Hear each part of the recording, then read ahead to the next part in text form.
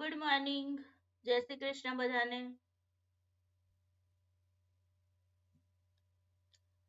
Good morning. Audio video clear? Yes યા no? Good morning Saraswati.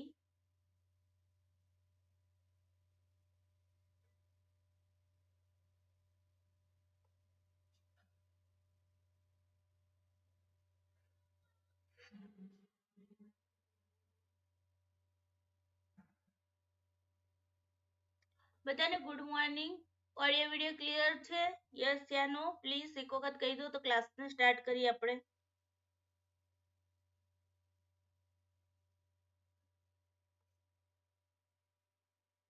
Good morning, જય Shri Krishna. Okay, ચાલો audio video clear. મેં મારી તરફથી ચેક કરી લીધો છે.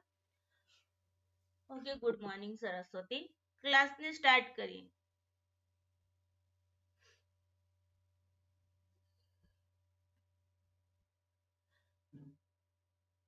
નમસ્કાર મિત્રો, હું છું આરતી પ્રજાપતિ. સ્ટડી ઓફ સાયકોલોજીમાં આપ સૌનું હાર્દિક સ્વાગત કરું છું.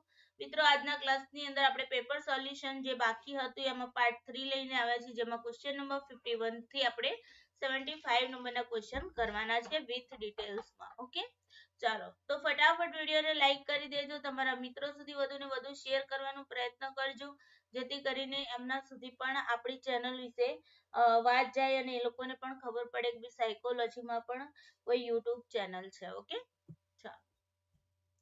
જો તમે યુજીસી નેટ પેપર 1 ની પ્રિપેરેશન કરતા હો, જીસેટ ની પ્રિપેરેશન કરતા હો, પીએચડી એન્ટ્રન્સ એક્ઝામ ની પ્રિપેરેશન કરતા હો, તો આપણી યુટ્યુબ ચેનલનું નામ આરતી પ્રજાપતિ છે.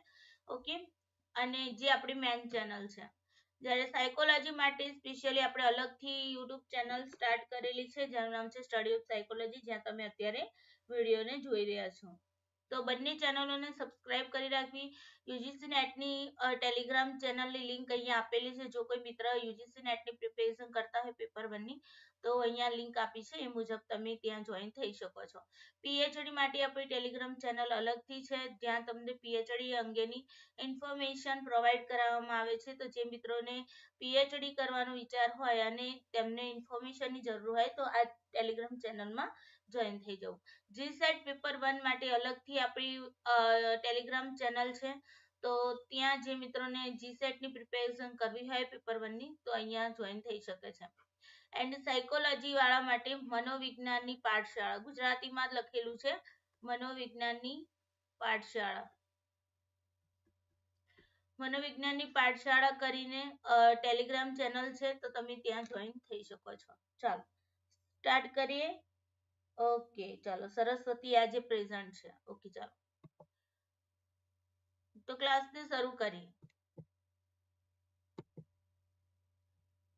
ઓકે, ક્વેશ્ચન નંબર 51 જોઈ લઈએ. ક્વેશ્ચન નંબર 51 કે છે, નીચેનામાંથી કયો ન્યુરોસાયકોલોજીકલ ટેસ્ટ કે ચેતાકીય મનોવૈજ્ઞાનિક કસોટી નથી? તો અહીંયાથી તમારે બતાવવાનું હતું કે ભાઈ કયો એવો ન્યુરોસાયકોલોજીકલ ટેસ્ટ કે પછી ચેતાકીય મનોવૈજ્ઞાનિક કસોટી નથી, એ તમારે બતાવવાનું હતું. અહીંયા ઓપ્શન છે તમને બેન્ડર, વિઝ્યુઅલ મોટર ગેસ્ટાલ્ટ, પછી તમારું Halstead, Reitan, Reitan neuropsychological test battery, autism spectrum test અને અમુનસ ક્વિક ટેસ્ટ.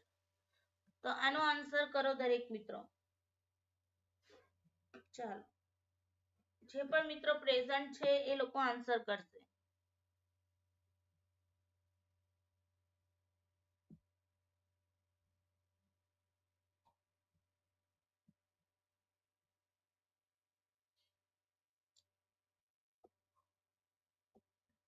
ઓકે, તો અહીંયા તમારું આવશે ઓટિઝમ સ્પેક્ટ્રમ ટેસ્ટ. એ તમારો ટેસ્ટ ન્યુરો સાયકોલોજીકલ ટેસ્ટ નથી.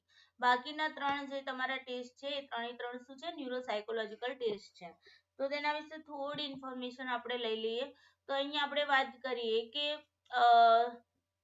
બેન્ડર વિઝ્યુઅલ મોટર ગેસ્ટાલ્ટ ટેસ્ટ જે છે એ માનસિક સ્વાસ્થ્ય પ્રેક્ટિશનરો દ્વારા ઉપયોગમાં લેવાતી મનોવૈજ્ઞાનિક કસોટી છે, જે 3 વર્ષ અને તેથી વધુ વયના જે પણ બાળકો અને પુખ્ત વયના લોકો હોય છે એમાં વિઝ્યુઅલ મોટર કાર્ય વિકાસલક્ષી વિકૃતિઓ ન્યુરોલોજીકલ ક્ષતિઓનું મૂલ્યાંકન કરે છે. કસોટીમાં વિવિધ ભૌમિતિક ડિઝાઇનને ચિત્રિત કરતા 9 ઇન્ડેક્સ કાર્ડનો ઉપયોગ કરવામાં આવેલો છે. આ કાર્ડ વ્યક્તિગત રીતે રજૂ કરવામાં આવે છે, એટલે કે પર્સનલી એક વ્યક્તિને બતાવવામાં આવે છે અને પરીક્ષણ વિષયોને આગલું કાર્ડ બતાવવામાં આવે છે. ઓકે, તે પહેલા ડિઝાઇનની નકલ કરવાનું કહેવામાં આવે છે, એટલે કે જે કાર્ડ બતાવવામાં આવે છે એ કાર્ડના આધારે ડિઝાઇનની નકલ કરવાનું પહેલા કહેવામાં આવે છે અને એના પછી બીજું કાર્ડ બતાવવામાં આવે છે. પરીક્ષણ પરિણામો પુનઃ ઉત્પાદનની ચોકસાઈ અને સંગઠનના આધારે બનાવવામાં આવે છે. અને આ જે ટેસ્ટ છે કોણે ડેવલપ કર્યો હતો તો 1938 ની અંદર ચાઇલ્ડ સાયકિયાટ્રિક હતા લોરેટા બેન્ડરે. ઓકે, લોરેટા બેન્ડરે ટેસ્ટને કન્સ્ટ્રક્ટ કર્યો હતો, ડેવલપ કર્યો હતો. ચાલો, એના પછી છે તમારું હેલ્સ્ટેડ રિટર્ન ન્યુરોસાયકોલોજીકલ ટેસ્ટ બેટરી, જેને HRNB પણ કહેવામાં આવે છે. તો એનું મતલબ એને કન્સ્ટ્રક્ટ કોને કરી હતી? વાર્ડ સી હેલ્સ્ટેડે કરી હતી અને સંલગ્ન પ્રક્રિયા મગજની જે સ્થિતિ છે, મગજનું કાર્ય છે એનું મૂલ્યાંકન કરવા માટે ઉપયોગમાં ન્યુરોસાયકોલોજીકલ ટેસ્ટનો ઉપયોગ કરવામાં આવે છે, જેમાં ઇટિયોલોજી પ્રકાર વિશિષ્ટ વિસર્જિત વિશિષ્ટ અને વિસર્જિત સ્થાનીકરણ અને મગજની ઈજાના પાર્શ્વિકીકરણનો સમાવેશ થાય છે. દર્દીઓને જે HRNB નું સંચાલન કરવાનો મુખ્ય ઉદ્દેશ એ હોય છે કે જો શક્ય હોય તો ડાબા અને જમણા મગજના જે ગોળાર્ધમાં જખમને પાછળથી બનાવવાનું હતું, જેમ કે સપ્રેશન એટલે દબાણ આપવું, બરાબર, અથવા તો સેન્સરી ઇમ્પેરસેપ્શન ટેસ્ટ, ફિંગર જેવા વિવિધ પરીક્ષણો પર શરીરની બંને બાજુની કામગીરીની તુલના કરી અને agnosia test, finger tip writing, finger tapping test અને ટેક્ચ્યુઅલ પરફોર્મન્સ ટેસ્ટ યુઝ કરવામાં આવતો હતો. ઓકે, તો આ પણ એક પ્રકારનો ન્યુરોસાયકોલોજીકલ ટેસ્ટ છે. એના પછી જોઈએ એમોનસ ક્વિક ટેસ્ટ. એમોન્સ ક્વિક ટેસ્ટ શું છે? તો એક ઇન્ટેલિજન્ટ ટેસ્ટ છે જે 1962 માં રોબર્ટ બી એમોન્સે બનાવ્યો હતો. તેમની પત્ની એટલે કે 1962 ની અંદર રોબર્ટ બી એમોન્સ અને એમની પત્ની જે હતા, just wait. Okay, PPT off થઈ ગઈ છે તો આપણે એને ફરીથી ઓન કરી લઈએ.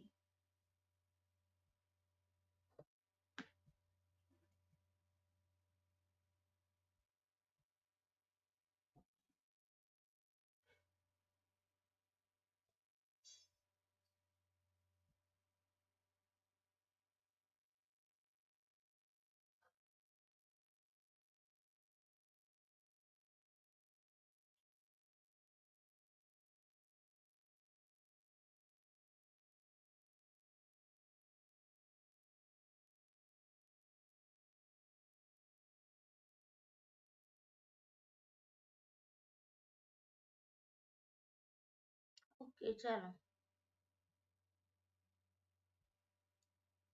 આઈ હોપ હવે પીપીટી શો થઈ રહી હશે.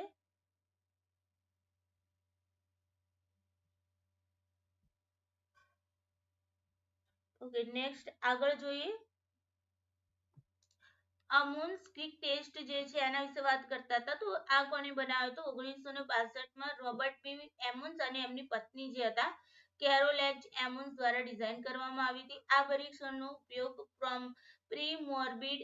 પ્રીમોર્બિડ ઇન્ટેલિજન્સનું મૂલ્યાંકન કરવા માટે કરવામાં આવતો હતો. તે નિષ્ક્રિય પ્રતિભાવ ચિત્ર શબ્દ ભંડોળ પરીક્ષણ છે. ઓકે, હવે આ પ્રીમોર્બિડ ઇન્ટેલિજન્સ શું છે એના વિશે જોઈએ. તો પ્રીમોર્બિડ ઇન્ટેલિજન્સ એ મગજના રોગ અથવા તો તકલીફની જાણીતી અથવા શંકાસ્પદ શરૂઆત પહેલા વ્યક્તિની બૌદ્ધિક કામગીરીનો અંદાજ આપે છે.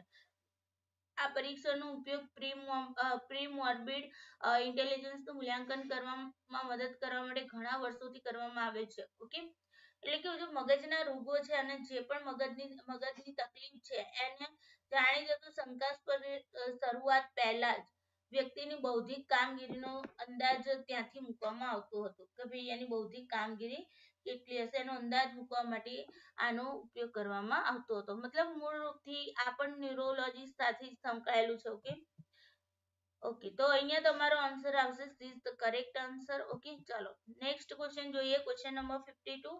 ટાટ શું છે? તો low on both validity and reliability, high on both validity and reliability, low on validity but high on reliability, high on validity but low on reliability. એટલે કે અહીંયા હશે યથાર્થતા અને વિશ્વસનીયતા બંને નિમ્ન હોય છે, વેલિડિટી એન્ડ રિલાયબિલિટી બંને ઊંચી હોય છે, હાઈ હોય છે, રિલાયબિલિટી નીચી હોય અને જે સોરી વેલિડિટી નીચી હોય અને રિલાયબિલિટી ઊંચી હોય છે, એન્ડ વેલિડિટી ઊંચી હોય છે અને રિલાયબિલિટી નીચી હોય છે. શું આવશે આમાં આન્સર?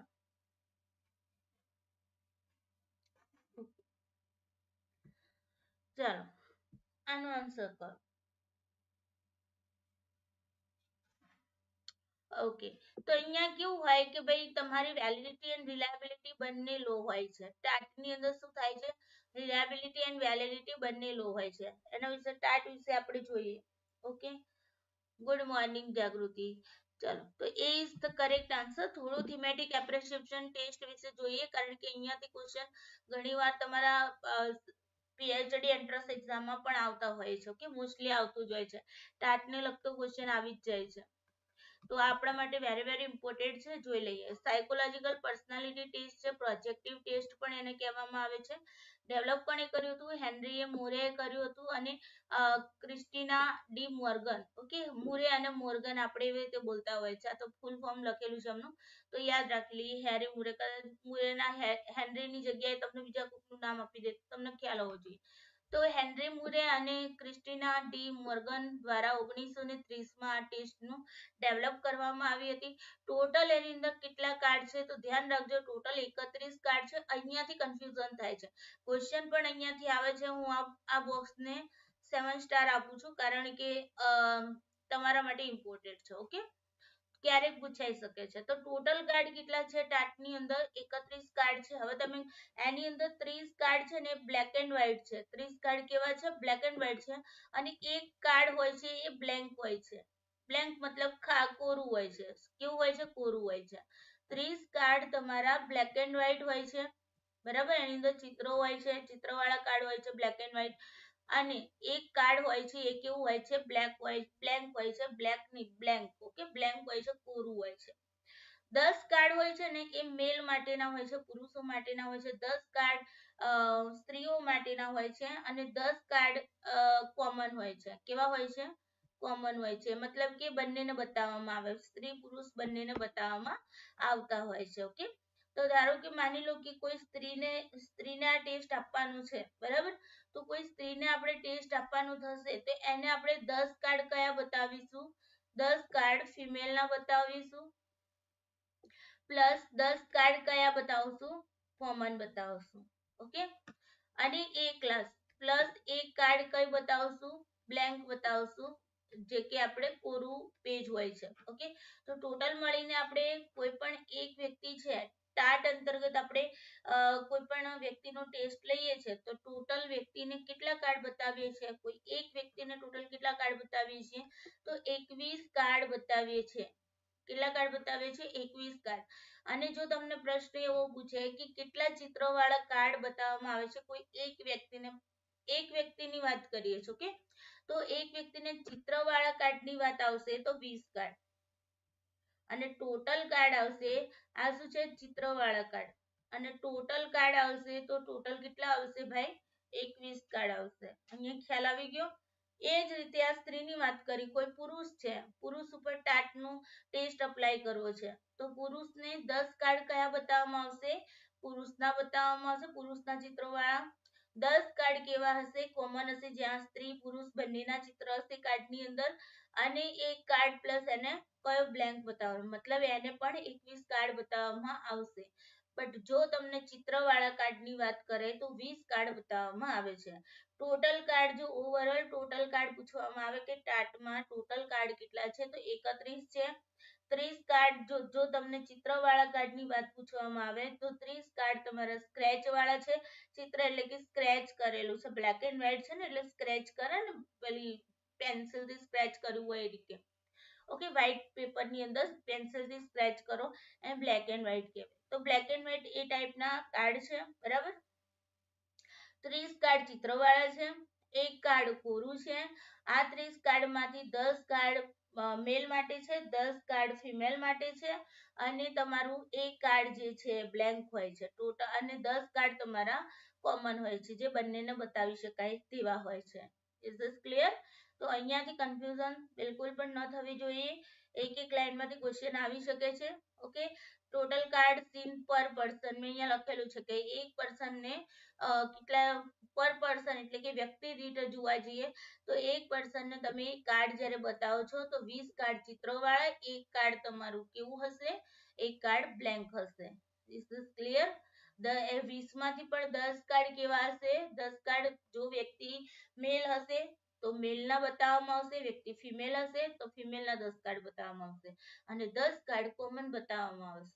ઓકે, ચાલો અહીંયા જુઓ બીજી વસ્તુ અહીંયા જોઈએ કે the TAT test is performed by showing a subject a series of black and white picture card જે મેં તમને કહ્યું generally a subject is show 5 to 12 cards during one season. એક season દરમિયાન 5 થી 12 કાર્ડ બતાવવામાં આવે છે. ટોટલ તો જે 21 કાર્ડ બતાવવામાં આવે છે તો બરાબર, બટ season wise હોય તો એક season ની અંદર તમે જોવા જાઓ જનરલી ઓકે તો 5 થી 12 કાર્ડ બતાવવામાં આવે છે, બીજા seasonમાં બતાવવામાં આવે છે. Is this clear? The subject is asked to tell a story about each picture card based on the following question. અહીંયા શું કરવામાં આવે કે તમને કાર્ડ બતાવવામાં આવે, ધારો કે માની લો કે અહીંયા એક ચિત્ર છે ઓકે, અહીંયા કોઈ આપણે બનાવી લઈએ એક મહિલા છે ઓકે, અને અહીંયા તમને ચિત્ર દોરેલા હોય મતલબ આ રીતે સ્ક્રેચ કરેલું હોય કઈ બી હોય ઓકે, જસ્ટ એક્ઝામ્પલ. તો અહીંયા તમને બતાવવામાં આવે ભાઈ તમને ચિત્રમાં શું દેખાય છે બરાબર, એની અંદર ક્વેશ્ચન પૂછવામાં આવે કે ચિત્રમાં શું દેખાયું, ચિત્રમાં શું થઈ રહ્યું છે, પહેલા શું થયું હશે, હવે શું થશે બરાબર, આ પ્રકારના પ્રશ્નો પૂછવામાં આવે. સ્ટોરી લખવાનું, પહેલા સ્ટોરી લખવાનું કહેવામાં આવે, 5 મિનિટ તમને સ્ટોરી લખવા માટે આપે ઓકે, એક કાર્ડ હોય તો 5 મિનિટ તમને શું કરવામાં આવે, સ્ટોરી લખવા માટે કહેવામાં આવે કે ચિત્ર જુઓ અને સ્ટોરી લખો બરાબર. અને એના પછી એટલે સ્ટોરી કહેવાની, ટેલ લખ્યું છે ને, ટેલ કહેવાનું બરાબર, અને કહેવાનું અથવા તો લખી પણ શકો છો બરાબર, બટ અહીંયા કહેવાની વાત છે તો સ્ટોરી કહેવાનું હોય ને પછીથી તમને તેમાં પ્રશ્ન પૂછવામાં આવે. ક્લિયર? ચાલો હવે જુઓ અહીંયા તમને what is happening in the picture, શું થઈ રહ્યું છે પિક્ચરમાં, જેમ કે જો આ સ્ક્રેચ કાર્ડ, આ કેવું સ્કેચ કાર્ડ છે, મેલ માટેનું છે, ફિમેલ માટેનું છે કે જનરલ છે, કોમન છે?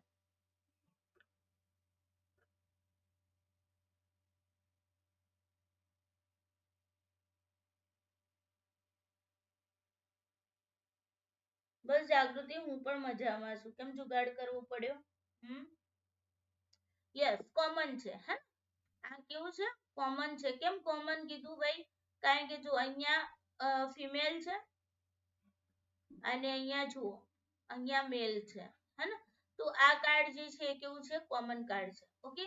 તો અહીંયા તમને ચિત્ર બતાવવામાં આવે ભાઈ શું થઈ રહ્યું છે, તમે કહેશો અહીંયા કોઈ મહિલા રડી રહી છે, એનો આ પતિ સૂઈ રહ્યો છે, તો બની શકે છે કદાચ એનો પતિ બીમાર હોય અને રડતો આયરી રડતી હશે બરાબર ને, આવું કઈ બી તમે તમારા તમને જે રીતે મગજમાં તમને જે સ્ટોરી યાદ આવે આને ચિત્રને જોઈને એ રીતે તમે ત્યાં વર્ણન કરો, એનાથી તમારા ઇમોશન્સ તો બધું ખબર પડે ઓકે. પછી what led up to event, what are the characters thinking and feeling, okay કેવું કેવા વિચારો રાખો, કેવું ફિલિંગ તમને થઈ રહ્યું છે બરાબર. what is the outcome of the story, સ્ટોરીનું આઉટકમ શું હશે, આમાં પહેલા શું થયું હશે, આ બધું તમને અહીંયા પ્રશ્નો, આ પ્રકારના પ્રશ્નો ત્યાં પૂછવામાં આવે છે. ટાટ ટેસ્ટનો ઉપયોગ વિવિધ કારણોસર થઈ શકે. ટાટનો ઉપયોગ કરવાનું પ્રાથમિક કારણ તો શું છે, વ્યક્તિના વ્યક્તિત્વની અર્ધ જાગ્રત ગતિશીલતાને ઉજાગર કરવી, એની અંદર જે સબકોન્શિયસ ડાયનામિક છે એને શું કરવાનું છે, બહાર લાવવાની વાત છે. ટાટ વિવિધ મુદ્દાઓ પ્રત્યે વ્યક્તિના વલણ તેમજ પોતાની અને અન્ય પ્રત્યેની તેમની લાગણીઓને જાહેર કરી શકે. તમને જો ફિલિંગ આવતી હશે એ પ્રમાણે તમે સ્ટોરી કહેશો, તમને પિક્ચરમાં બી એવું દેખાશે, સમજાય છે ને. તો એનો ઉપયોગ સાથી પસંદગીમાં અથવા કારકિર્દીની પસંદગીમાં પણ થઈ શકે છે. ટાટનો ઉપયોગ તમે કેવી વિચારસરણી વાળા છો, કેવું પર્સનાલિટી ધરાવો છો, નેગેટિવિટી વાળા છો, પોઝિટિવિટી વાળા છો, બરાબર, તો એ મુજબ એના આધારે તમે તમારા મતલબ સાથીની પણ પસંદગી કરી કે તમારો સાથી કેવો છે, મતલબ કેવી પર્સનાલિટી ધરાવે છે, બરાબર ને. તો આ રીતે એના આધારે આપણને ખબર પડતી હોય છે. ઓકે, તો અહીંયા જે છે ને વેલિડિટી એન્ડ રિલાયબિલિટી કેવી હોય છે, લો હોય છે. ઓકે, ચાલો ક્વેશ્ચન નંબર 53 જોઈએ. નીચેનામાંથી કયા પરિવર્તનના બાહ્ય સ્ત્રોતને નિયંત્રિત કરવા માટેની પ્રક્રિયા નથી? ચલો, અહીંયા કોઈ પણ એક્સટર્નલ સોર્સિસ છે એને તમારે કંટ્રોલ કરવું છે, તો આમાંથી કઈ પ્રોસેસ નથી કે જેનાથી આપણે એક્સટર્નલ સોર્સિસ અથવા તો એક્સટર્નલ વેરિયેબલ છે એને કંટ્રોલ ન કરી શકીએ? તો randomisation, repetition, matching, elimination.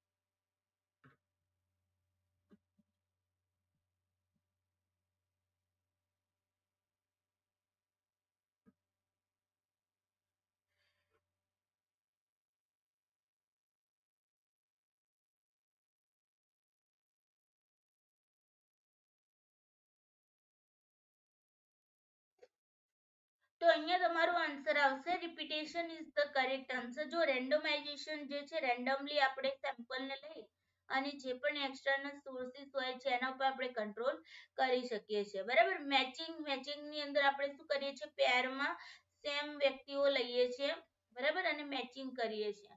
Elimination ની અંદર આપણે શું કરીએ છીએ કે જે વેરિયેબલ ની આપણે ઇફેક્ટ ચેક નથી કરવી એને આપણે શું કરીએ છીએ, આપણા મતલબ કે પ્રયોગમાંથી, એક્સપેરિમેન્ટમાંથી બહાર કાઢી દઈએ છીએ, અથવા તો આપણે વેરિયેબલ ને કોમન બનાવી દઈએ છીએ. ઓકે, માની લો કે મારે આ એક્ઝામ્પલ પણ મેં તમને રિસર્ચ ભણાવ્યું ને એની અંદર યુજીસી નેટમાં રિસર્ચ ભણાવી છે ને, સાયન્ટિફિક રિસર્ચ, એની અંદર મેં વાત કરેલી છે આ ત્રણે મુદ્દાની. તો જેમ કે માની લો કે આઈક્યુ લેવલ મારે લેવાના હતા 110 આઈક્યુ વાળા, અને માની લો કે મારી પાસે સેમ્પલ ની અંદર કોઈ એક વ્યક્તિ એવું આવી જાય છે, એક નહીં ઘણા બધા વ્યક્તિઓ આવી જાય છે જે 110 111 થી લઈને 120 સુધીના પણ આવી જાય છે, બરાબર. તો હવે કાં તો હું આ બધાને બહાર કાઢી મૂકીશ, અથવા તો હું એવું કરીશ કે મારે જે મેં આઈક્યુ લેવલ 110 કર્યો હતો એની જગ્યાએ હું શું કરી દઈશ, 110 થી લઈને 120 કરી દઈશ. મતલબ કે મેં વેરિયેબલ ને કાં તો એડ કરી દીધું અંદર, કાં તો હું એને કાઢી નાખું છું, તો એને કહેવાય એલિમિનેશન. ઓકે, કાઢી નાખવું અથવા તો તમે એને એ રીતે એડ કરો કે જે મતલબ બેલેન્સ થઈ જાય એમ. ઓકે, મતલબ એ આપણે બધામાં એને કોમનલી એડ કરી દઈએ. Okay, yes. તો જો રેન્ડમાઇઝેશન ની મેં તમને વાત કરી, રેન્ડમાઇઝેશન સહભાગીઓને સારવાર નિયંત્રણ જૂથોની સોંપણ પ્રકે અંદર દરેક સહભાગીને કોઈ પણ જૂથને સોંપવાની કેવી સમાન તક છે. મેન પોઈન્ટ જ અહીંયા છે કે ભાઈ તમે એને ઇક્વલ ચાન્સ આપો છો દરેકે દરેક વ્યક્તિને, કે ભાઈ બધા કોઈ પણ ગ્રુપ છે, માની મેં A B 3C જે ગ્રુપ બનાવ્યા, તો ત્રણ ગ્રુપમાંથી કોઈ પણ ગ્રુપમાં એ વ્યક્તિ રહી શકે છે. ઓકે, એને સમાન તક છે. હું એને એવું નથી ઉપાડીને કે ના મારે તો આને બી માં જ રાખવું છે, ના મારે આને સી માં રાખવું, એવું નહીં. રેન્ડમલી જે પણ વ્યક્તિ જે પણ ગ્રુપમાં રેન્ડમલી આવશે એ ગ્રુપમાં એને મૂકવામાં આવશે. જેમ કે આપણે probability sampling and non probability ભણીએ છીએ ને, એની અંદર પ્રોબેબિલિટી સેમ્પલિંગ જે છે ને એ રેન્ડમાઇઝેશનની પ્રોસેસ છે. ઓકે, એમાં રેન્ડમલી આપણે સેમ્પલને સિલેક્ટ કરીએ છીએ.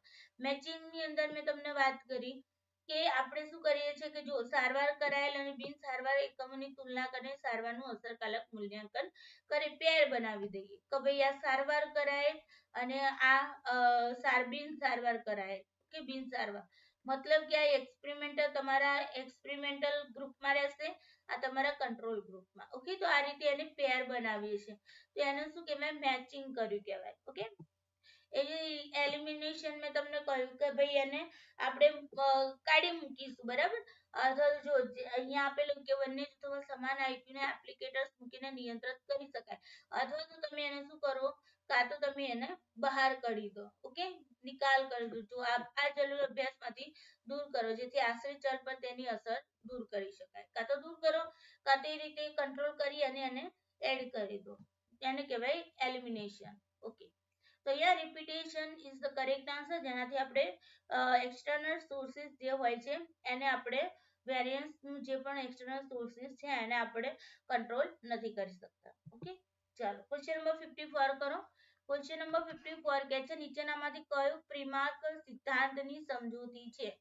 ચલો, પ્રિમાક સિદ્ધાંતની વાત કરી છે તો પ્રાઇમરી રેઇનફોર્સમેન્ટ એ જીવતંત્રના અસ્તિત્વ સાથે સંબંધિત હોવાનું માનવામાં આવે છે. ગૌણ સેકન્ડરી રેઇનફોર્સર એ પ્રાઇમરી રેઇનફોર્સર સાથે જોડાઈને પ્રતિપોષનું એટલે કે રેઇનફોર્સરનું મૂલ્ય પ્રાપ્ત કરે છે. બધા પ્રતિભાવો સંભવિત પ્રતિપોષ છે. વારંવાર થતી પ્રવૃત્તિનો ઉપયોગ ઓછી વાર થતી પ્રવૃત્તિને પ્રતિપોષ પૂરા પાડવા થઈ શકે છે. ચાલો, ક્વેશ્ચન નંબર 54 નો આન્સર કરો. જો જે મિત્રોને નેક્સ્ટ ટાઈમ એક્ઝામ આપવાની છે 2024 ની અંદર, જે મિત્રોને 2024 માં સાયકોલોજી સાથે જીસેટ ની એક્ઝામ આપવાની છે એ લોકોના ક્લાસ છે ફાઇનલી આપણે ડેટ તમને ડિક્લેર કરી દીધી છે. તો પણ હું અહીંયા પણ તમને ડિક્લેર કરી દઉં, કદાચ કોઈ એવું હોય જે ટેલિગ્રામમાં જોઈન ના હોય ને યુટ્યુબમાં જોઈન હોય તો એ લોકો માટે કહી દઉં કે તમારો જે ક્લાસ છે એ 25 ડિસેમ્બર થી સ્ટાર્ટ થઈ જશે. ઓકે, 25 ડિસેમ્બર થી સ્ટાર્ટ થશે. તમને એવા પોઈન્ટો ડિટેલ્સમાં શીખવવામાં આવશે જે પ્રશ્નો તમારા એક્ઝામમાં પૂછાય છે. ઓકે, તો એ રીતે સૌથી પહેલા આપણે એ જ પોઈન્ટો લેવાના છે જે તમારા ક્વેશ્ચનમાં પૂછાયેલા છે અત્યાર સુધી, અને જે વેરી વેરી ઇમ્પોર્ટન્ટ છે. તો એના ટોપિક આપણે ડિટેલ્સમાં થિયરી દરરોજ એક થિયરી કરીશું. ઓકે, ડેલી એક થિયરી કરો એટલે ડેલી તો નહીં, એક દિવસ છોડીને એક દિવસ, કારણ કે એક દિવસ તમારો યુજીસી નેટનો ક્લાસ રહેશે 2 ટાઈમ અને એક દિવસ તમારો જીસેટ નો ક્લાસ રહેશે પેપર 1 પેપર 2 સવાર સાંજ એવી રીતે. ઓકે, અને એવરી સન્ડે તમારું ટેસ્ટ સિરીઝ ચાલશે. તો એની અંદર આપણે ટેસ્ટનો ક્લાસ રહેશે, જે પણ આપણે ભણ્યા હશું એમાંથી પ્રશ્નો કાઢીશું, એમસીક્યુઝ પીવાયક્યુઝ બધું એડ કરી દઈશું અને એને રિલેટેડ તમારા ક્વેશ્ચનનો ક્લાસ રહેશે. એટલે સાથે સાથે તમારી પ્રિપેરેશન બહુ બેસ્ટ બનતી જશે. અઠવાડિયું તમે જે પણ ભણશો એનું તમારા મતલબ પ્રશ્નો પણ તમે અટેન્ડ કરશો એટલે તમારી પ્રિપેરેશન એકદમ હાઈ લેવલની થઈ જશે. ઓકે, ચાલો, તો અહીંયા આન્સર આવશે D is the correct answer. કે ભાઈ અહીંયા હું તમને જસ્ટ એક એક્ઝામ્પલ આપું કે મારા જ ઘરના મારા બાળકનું એક્ઝામ્પલ આપું કે મારો બાબુ કે મમ્મી મારે રમવા જવું છે, બરાબર, સ્કૂલેથી આવ્યો એવો તરત કે મમ્મી મારે રમવા જવું છે. એટલે મેં એને એમ કહ્યું કે બેટા એક કામ કર, તારે રમવા જવું છે ને? કે હા મારે રમવા જવું. મેં કીધું ના લેસન કર, તો કે ના મારે રમવા જવું છે, મારે રમવા જવું. જીદે ચડ્યો. તો મેં એને એમ કહ્યું સારું તને રમવા તો જવા દઉં, પણ એક શરતે, જોજો હો, ધ્યાન રાખજો, હું બોલું એ વસ્તુને ધ્યાનમાં રાખજો. મેં એને કહ્યું કે એક શરતે હું તને રમવા જવા દઉં. તો મારો બાબુ કે શું મમ્મી? મેં કહ્યું કે પહેલું તું લેસન કરી દે, પછી તને હું રમવા જવા દઈશ. સમજજો, મેં એને શું કહ્યું કે પહેલા તું લેસન કરી લે, પછી હું તને રમવા જવા દઈશ. હવે એને એમ થયું કે મારે હું લેસન કરીશ તો મમ્મી મને રમવા જવા દેશે. જે કામ એને કરવું નતું, એટલે કે એ કેવું હતું, લો ફ્રીક્વન્સી વાળું હતું. કેવું હતું? લો ફ્રીક્વન્સી, મતલબ એને કામ કરવું નતું, હે ને? તો એ એક્ટિવિટી કરવા માંગતો નતો, પણ મેં એના આગળ એક શરત મૂકી દીધી. શું શરત મૂકી? કે તું લેસન કરીશ તો હું તને રમવા જવા દઈશ, હે ને? તો એ શું કરશે? ફટાફટ લેસન પૂરું કરી લેશે. અને હું એ પણ કહીશ કે લેસન જેવી રીતે બધું સારી રીતે લેસન કરીશ તો જ જવા મળશે. તો એ શું કરશે? વ્યવસ્થિત લેસન કરશે. લેસન જેવું પૂરું થશે તરત જ દોડતો દોડતો મમ્મી મેં લેસન કરી દો, હવે હું જાઉં મમ્મી, હવે હું જાઉં. એટલે પછી મારે શું કરવું પડશે? એને યસ કહેવું પડશે કે જા, હવે તારું લેસન થઈ ગયું ને, હવે તું જા. મતલબ કે મોર ફ્રીક્વન્સી વાળી વસ્તુ કઈ હતી? એનું રમવા જવા, હે ને? કે જ્યાં એ વારંવાર જીદ કરતો હતો મારે રમવા જવું, મારે રમવા જવું. લેસન કરવાની વાત આવી તો એ ના પાડતો હતો, હે ને? તો અહીંયા શું થઈ ગયું કે ભાઈ વારંવાર થતી પ્રવૃત્તિનો ઉપયોગ, એટલે વારંવાર થતી પ્રવૃત્તિ કઈ હતી ભાઈ? હતી તમારી રમવા જવાની. એનો ઉપયોગ આપણે શું કર્યું? ઓછી વાર થતી પ્રવૃત્તિ. ઓછી વાર થતી પ્રવૃત્તિ કઈ હતી? એના લેસન કરવાની, હે ને? તો એને પ્રતિપોષ પૂરા પાડવા માટે આપણે શું કર્યું, એને શરત મૂકીએ, એને આપણે કહ્યું પ્રીમેક્સ સિદ્ધાંત. આજે આખું આપણા ઘરમાં બધાને બનતું હશે હે ને, તો આજે એક્ઝામ્પલ છે પ્રીમેક્સ સિદ્ધાંતનું છે. સમજાય છે ને? ઓકે, તો અહીંયા એ વાત છે કે ભાઈ જે વસ્તુ તમે ઓછી કરતા, જેમ કે ઘરમાં કારેલાનું શાક બનાવ્યું હોય તો બાળક કહેશે ના હું કારેલાનું શાક નહીં ખાઉં મમ્મી, મારે કારેલાનું નહીં, મારે બટાકાનું શાક ખાવું છે. તો હું એમ કહીશ કે તારે બટાકાનું શાક ખાવું હોય ને તો પહેલા તારે કારેલાનું શાક થોડું ખાવું પડશે, હે ને? એ કારણ કે ઓછી ફ્રીક્વન્સી વાળી વસ્તુ છે ને, કારેલાનું શાક એને ભાવતું નથી એટલે એ પ્રવૃત્તિ વારંવાર નહીં કરે, પણ જે વસ્તુ એને ગમે છે એ પ્રવૃત્તિ એ વધારે કરશે. તો આપણે એને ઓછી પ્રવૃત્તિ વાળી, જે એને ઓછી ગમે છે એ વસ્તુને પણ એની અંદર હેબિટમાં નાખવી છે. તો આપણે શું કરવું પડશે, ઓછી એક્ટિવિટી વાળી જે પણ પ્રવૃત્તિ, ઓછી પ્રવૃત્તિ વાળી જે વસ્તુ છે એને આપણે શું કરશું, વધુ પ્રવૃત્તિ વાળી, જે પ્રવૃત્તિ વધુ કરવા માંગે છે એને પણ એને ઇન્ક્લુડ કરશું. બટ એક શરત ઉપર, પહેલી ઓછી પ્રવૃત્તિ વાળી વસ્તુ કરશે તો જ આપણે એને વધુ પ્રવૃત્તિ વાળી વસ્તુ કરવા દઈશું. આને કહેવાય પ્રીમેક્સ સિદ્ધાંત. ઓકે, તો અહીંયા જુઓ પ્રીમેક્સ સિદ્ધાંત છે 1965 માં ડેવિડ પ્રીમેક દ્વારા આપવામાં આવ્યો હતો. મનોવિજ્ઞાની દ્વારા સાયકોલોજીસ્ટ હતા તેઓ. તે માનવ વર્તનના અંતરદ્રષ્ટિ પ્રદાન કરવામાં મદદ કરવા માટે ડિઝાઇન કરવામાં આવ્યો હતો. કે માનવ વર્તન જે છે એની અંદર જે પણ ઇનસાઇટ છે, ઓકે, તો એ કઈ રીતનું છે એ જાણવામાં મદદ કરવા માટે આ ડિઝાઇન કરવામાં આવ્યું હતું. પ્રીમેક સિદ્ધાંત જણાવે કે વધુ સંભવિત વર્તણૂકો ઓછા સંભવિત વર્તણૂકોને શું કરે છે, મજબૂત બનાવે છે. પેલું બિલકુલ કામ કરવા માંગતો નતો, બટ આપણે એને ગમતું કામ કરવા માટે પરમિશન આપી, બટ એક શરતે કે પહેલા તને નથી ગમતું એ કામ તું કરી બતાવે તો તને ગમે છે એ કામ કરવા દઈશ, હે ને? તો પછી એનું મજબૂતાઈ થઈ ગઈ ભાઈ, હે ને? એને ઓછી નતું ગમતું એ કામ પણ કર્યું અને એને ગમતું તે કામ એને કરવા. આપણે કહીએ છે ને, પહેલા તું મારી વાત માનીશ તો હું માનીશ, હે ને? મમ્મી પપ્પા કે છે ને પહેલા તું મારી વાત માનીશ તો તું કહીશ એમ હું કરીશ, પહેલા મારા કહેવું તું કર પછી હું તારા કહેવું કરીશ. બસ આજ વાક્યને અહીંયા ફોલો કરવાનું છે. ઓકે, પહેલા તું મારા કીધું કર પછી હું તારા કીધું કરીશ. સમજાઈ ગયું? બસ આ વાક્ય યાદ રાખો, એને પ્રીમેક્સ સિદ્ધાંત. ઓકે, વર્તણૂક પોતે વર્તનને મજબૂત બનાવી શકે છે. ધીમે ધીમે વર્તન, જો રોજે રોજ આ પ્રવૃત્તિ થાય તો શું થશે, પેલો લેસન તરફ પણ વળશે, એની હેબિટ બનવા લાગશે ધીમે ધીમે ધીમે, હે ને? અને એનું વર્તન જે છે એ ઓછી સંભાવના વાળા વર્તનને પણ વધુ સંભવિત બનાવી શકશે. પછી એને હેબિટ બની જશે કે હા પેલું લેસન કરવાનું છે પછી રમવા જવા મળશે, પહેલું લેસન કરવાનું, ધીમે ધીમે પહેલા પછી તમારી એક સમય એવું આવશે ને કહેવું પણ નહીં પડે, એની જાતે લેસન કરી દેશે, પછી કહેશે મમ્મી મેં લેસન કરી દીધું હવે હું રમવા જાઉં, હે ને? આ વસ્તુ છે. ઓકે, ચાલો, તો અહીંયા જુઓ ફર્સ્ટ લો પ્રોબેબિલિટી બિહેવિયર થશે, હે ને? જે નથી ગમતું એ બિહેવિયર પહેલું થશે, ધેન પછી હાઈ પ્રોબેબિલિટી બિહેવિયર. તો આ એની એક મતલબ આ રીતનો પ્રશ્ન છે કે પહેલું કયું થશે તમારું લો પ્રોબેબિલિટી બિહેવિયર. પહેલું લો પ્રોબેબિલિટી બિહેવિયર થાય તો જ એને હાઈ પ્રોબેબિલિટી બિહેવિયર કરવા દેવાની પરમિશન મળે. સમજાઈ ગયું ને? એ રીતે. ઓકે, તો અહીંયા જુઓ આ રીતે અહીંયા એક્ઝામ્પલ પણ આપેલું છે. ઓકે, કે પહેલું તું વેગીસ ખાઈશ, હે ને, તો જ તને કપકેક મળશે. તો પહેલું શું ખાશે, વેગીસ ખાશે અને પછી એને શું કરવા મળશે, કપકેક ખાવા મળશે. આ રીતે આને ગ્રાન્ડમાસ રૂલ પણ કહેવામાં આવે છે. ગ્રાન્ડમાસ એટલે દાદીમાનો નિયમ, દાદીમાનો નિયમ. દાદીમા પણ એવું કરતા હોય ને, હવેના દાદીમાં તો કઈ કરતા નથી પણ પહેલાના દાદીમાં એવું કરતા હતા કે બેટા તું આટલું કામ કરીશ તો હું તને આટલા પૈસા આપીશ, હું તને 2 રૂપિયા આપું પણ તું મારું પહેલા આટલું કામ કર. તો આ શું છે, દાદીમાનો રૂલ્સ પણ એને કહેવામાં આવે છે ગ્રાન્ડમાસ રૂલ. તો ધ્યાન રાખીશું, ઇમ્પોર્ટેડ વર્ડ છે. ગ્રાન્ડમાસ રૂલ તરીકે કોને ઓળખવામાં આવે છે, તો પ્રીમેક પ્રિન્સિપલને ઓળખવામાં આવે છે. ઓકે, પછી તમારે અહીંયા યાદ રાખવાનું કે જો હાઈ પ્રોબેબિલિટી બિહેવિયર જો ત્યારે થશે જ્યારે તમારું લો પ્રોબેબિલિટી બિહેવિયર કરશે તો જ.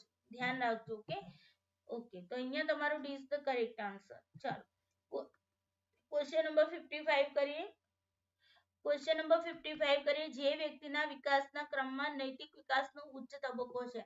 ચાલો, નૈતિક મોરલ ડેવલપમેન્ટની વાત છે, કોલબર્ગની થિયરી છે. Okay, morality of interpersonal cooperation, universal ethical principle orientation, social order maintaining orientation, instrumental purpose orientation.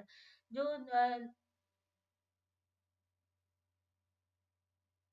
Okay,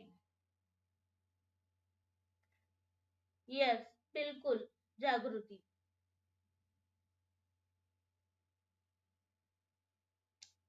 GPSC, હા, જીપીએસસી માં આ જ સિલેબસ છે. ઓકે, જે લોકો માની લો જીસેટ ક્લિયર છે અને જીપીએસસી ની એક્ઝામ આપવાના છે જે લોકો, ઓકે, આ સિસ્ટમ પ્રોફેસર ની, તો એ લોકોને હું કહી દઉં કે ભાઈ સાયકોલોજી નો સિલેબસ જે છે એ સાયકોલોજી નો સિલેબસ જીપીએસસી માટે પણ નેટ જીસેટ નો જ છે.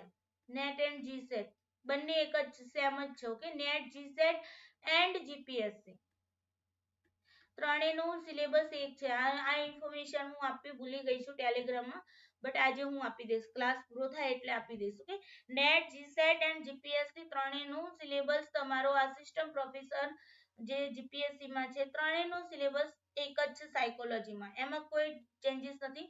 ખાલી પેપર 1 છે જીપીએસસી માં ચેન્જ થઈ જશે. એ કોમન પેપર હોય છે અને પેપરની અંદર તમારું જનરલ નોલેજ બેઝ થઈ જતું હોય છે, current affairs, general knowledge, history, ભૂગોળ, આ બધું જ આવી જાય. ઓકે, તો ખાસ ધ્યાન રાખીશું આના બાબતે. ઓકે, તો સાયકોલોજીને મતલબ ઇગ્નોર ના કરતા, જે લોકોને જીપીએસસી ની એક્ઝામ આપવાની છે આસિસ્ટન્ટ પ્રોફેસરની, એ લોકો પણ સાયકોલોજીના જેટલા પણ ક્લાસ મેં લીધા છે બધા જોઈ લેજો એક વખત. ઓકે, ઘણા બધા ક્લાસ લીધા છે, તો થોડા થોડા કરી અને જોઈ લેજો, ને તો પછી એક જ સાથે ઢગલો થઈ જશે ને ત્યાં તમે કન્ફ્યુઝ થઈ જશો. ચલો, અહીંયા લાસ્ટ સ્ટેજ હાયર તબક્કો જે કહેવાય છે, ટોટલ એમને છે ને થ્રી લેવલ આપ્યા છે. કેટલા આપ્યા છે? 3 લેવલ આપ્યા છે એન્ડ 6th સ્ટેજ આપ્યા છે. કેટલા? 6 સ્ટેજ આપ્યા છે.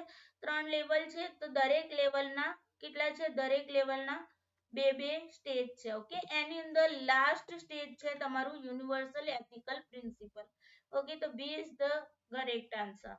હવે જોઈએ આખી થિયરી જોઈ લઈએ. મોરલ ડેવલપમેન્ટ થિયરી કહેવાય છે કોહલબર્ગની, જો કે કોહલબર્ગના પહેલા જીન પિયાજે હતા. ઓકે, એમણે 1932 માં આ સિદ્ધાંત સાથે પોતે કામ કરતા હતા. ઓકે, આ જે મોરલ ડેવલપમેન્ટ થિયરી છે એના ઉપર કામ સૌથી પહેલા પિયાજે કર્યું હતું, બટ પિયાજે અધૂરું છોડી દીધું. કામ કરતા કરતા એ ત્યાંથી પછી કોગ્નિટિવમાં જતા રહ્યા. બરાબર, બોધાત્મકમાં જતા રહ્યા, મોરલમાંથી બોધાત્મકમાં જતા રહ્યા. પોતે સ્ટાર્ટિંગ પોતે કર્યું હતું, બટ એને અધૂરું છોડી અને પોતે બોધાત્મકમાં જતા રહ્યા અને પછી આ કામને આગળ વધાર્યું લોરેન્સ કોહલબર્ગે, એટલે એમના નામથી જ આ થિયરી ઓળખાય છે મોરલ ડેવલપમેન્ટ થિયરી. ઓકે, તો કોણે ડેવલપ કરી? લોરેન્સ કોહલબર્ગે. એમણે એની અંદર એમના સિદ્ધાંતો જે જીન પિયાજે છે એમને જે પણ કામ કર્યું હતું મોરલ ડેવલપમેન્ટ ઉપર, એ સૈદ્ધાંતિક સાથે તેઓ સહમત થયા હતા, એટલે એમના વિચારોને વધારે વિકસિત કરવા માટે આ કોહલબર્ગે એ થિયરીને આગળ વધારી અને પોતે કમ્પ્લીટ કરી. ઓકે, તો એટલા માટે લોરેન્સ કોહલબર્ગનું નામ આવે છે. 1958 માં એમણે મોરલ ડેવલપમેન્ટ થિયરી આપી હતી. મોરલ ડેવલપમેન્ટ એ એક પ્રક્રિયા છે જેના દ્વારા આપણને શું ખબર, ઘણાને હજુ એ પણ નથી ખબર કે મોરલ એટલે શું, નૈતિકતા એટલે શું, એથિક્સ એટલે શું. કે એથિક્સ પણ બોલતા હોઈએ છીએ આપણે. તો એથિક્સ શું છે, મોરલ શું છે, નૈતિકતા શું છે, તો એ આપણને બતાવે છે કે ભાઈ સારું શું છે, ખોટું શું છે, હે ને. સાચા ખોટાનું આપણને ભેદભાવ બતાવે છે કે આ વર્તન સાચું છે, આ વર્તન ખોટું છે, આ વર્તન સારું છે, આ વર્તન ખરાબ છે. ચોરી કરવી એ ખરાબ બાબત છે, વડીલોને પ્રણામ કરવું, પગે લાગવું સારી બાબત છે. તો સારું ખોટું આ બધું કોણે બતાવ્યું? સમાજે બતાવ્યું, સોસાયટીએ બતાવ્યું, હે ને. સોસાયટી એટલે કે સમાજ. કોને? સમાજે આપણને શીખવાડ્યું, આપણા મમ્મી પપ્પા, આપણા પરિવારના સભ્યો એમને શીખવાડ્યું કે બેટા આમ સારું કરવું જોઈએ. આમ તમારા શાળામાં તમારા શિક્ષકોએ શીખવાડ્યું છે, તમારા મિત્રોએ શીખવાડ્યું છે, તમારા પડોશીએ, તમારા આસપાસના વાતાવરણમાંથી તમને ખબર પડી કે આવું વર્તન કરવું જોઈએ, આવું વર્તન ન કરવું જોઈએ, હે. તો એ શું છે? નૈતિક વિકાસ છે. આ તમારો નૈતિક વિકાસ એક જ દિવસમાં થતો નથી.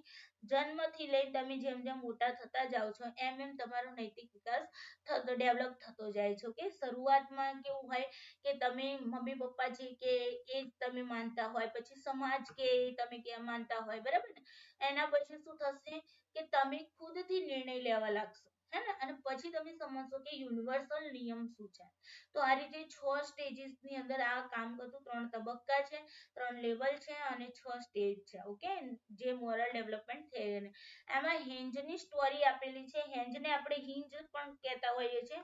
ઓકે, હિંજ હેન્જ જે પણ કહેવાતું હોય, જે હેન્જની સ્ટોરી છે, હેન્જની સ્ટોરીમાં એવું હોય છે કે તેણે હા અહીંયા એની પત્ની જે છે બીમાર થઈ હોય છે અને બીમાર થઈ બીમારીની દવા એક રસાયણ શાસ્ત્રી બનાવી છે. ડોક્ટરે કહ્યું કે એને બનાવી છે, આની પાસે તમારે જવું પડશે અને એ તમને દવા આપી શકશે. તો હિંજ જે છે પોતાની પત્નીને બચાવવા માટે થઈ અને ડોક્ટર પાસે જાય છે, એટલે કે રસાયણ શાસ્ત્રી પાસે જાય છે.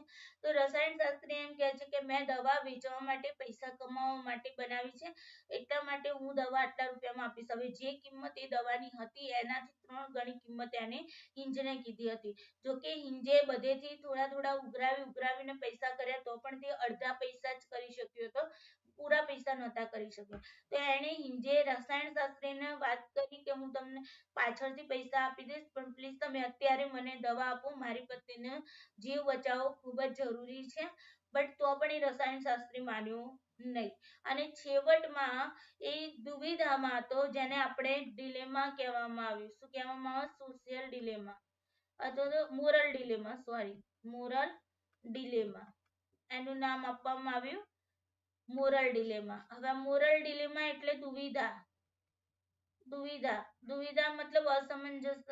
એક એક પ્રકારનો એ રીતના સંઘર્ષમાં પહોંચી ગયો કે શું કરવું, મેં કે પત્નીને મળતી છોડી દઉં કે પછી ચોરી કરું. ચોરી કરવું સમાજની દ્રષ્ટિએ, નૈતિક મૂલ્યની દ્રષ્ટિએ ખરાબ બાબત છે, પણ પત્નીને મરવા દેવી એ પણ તો ખૂબ ખરાબ કૃત્ય છે, બરાબર. બંને ખરાબ કૃત્ય છે. તો બંનેમાંથી મારે ડિસિઝન કયું લેવું, હે ને. તો ડિલેમા, એના સામે મોરલ ડિલેમા ઊભું થઈ ગયું, દુવિધા ઊભી થઈ ગઈ કે હવે આમાંથી क्या करे क्या ना करे, कैसी मुश्किल है, कोई तो बता दे, मेरे दिल का है. એવું કઈક ગીત છે, બરાબર. આગળ મને નહીં આવડતું. ઓકે, તો ક્યાં કરે ક્યાં ના કરે જેવી સ્થિતિ બની જાય છે. અને પછી છેવટમાં વિચારીને તર્ક, થિંકિંગ કર્યું. ડિલેમા હોય ને ત્યારે થિંકિંગ ની પ્રોસેસ ચાલતી હોય. શું થાય? જ્યારે મોરલ ડિલેમા ચાલતું હોય ત્યારે થિંકિંગ ની પ્રોસેસ ચાલતી હોય, વિચારે કે શું કરવું શું ન કરવું. અને છેવટમાં એક ડિસિઝન લેવામાં આવે. ડિસિઝન શું લેવામાં આવે છે? ડિસિઝન લેવામાં આવે એ પણ મોરલ રીઝનિંગ થી. મોરલ રીઝનિંગ થી એક ડિસિઝન લેવામાં આવે તો ભાઈ હવે ચોરી જ કરવી સારી, કારણ કે આમ પણ પત્ની મળશે તો પણ ખરાબ છે, તેના બદલે ચોરી કરી લેવી સારી. એટલે એ શું કરશે? એ દવાની ચોરી કરી લે છે અને પોતાની પત્નીનો જીવ બચાવી લે છે. તો અહીંયા આખી પ્રોસેસની અંદર જે કોહલબર્ગ છે બે શબ્દોની વાત કરે છે, મોરલ ડિલેમા અને એક છે મોરલ રીઝનિંગ. આ બે શબ્દોની વાત કરે છે.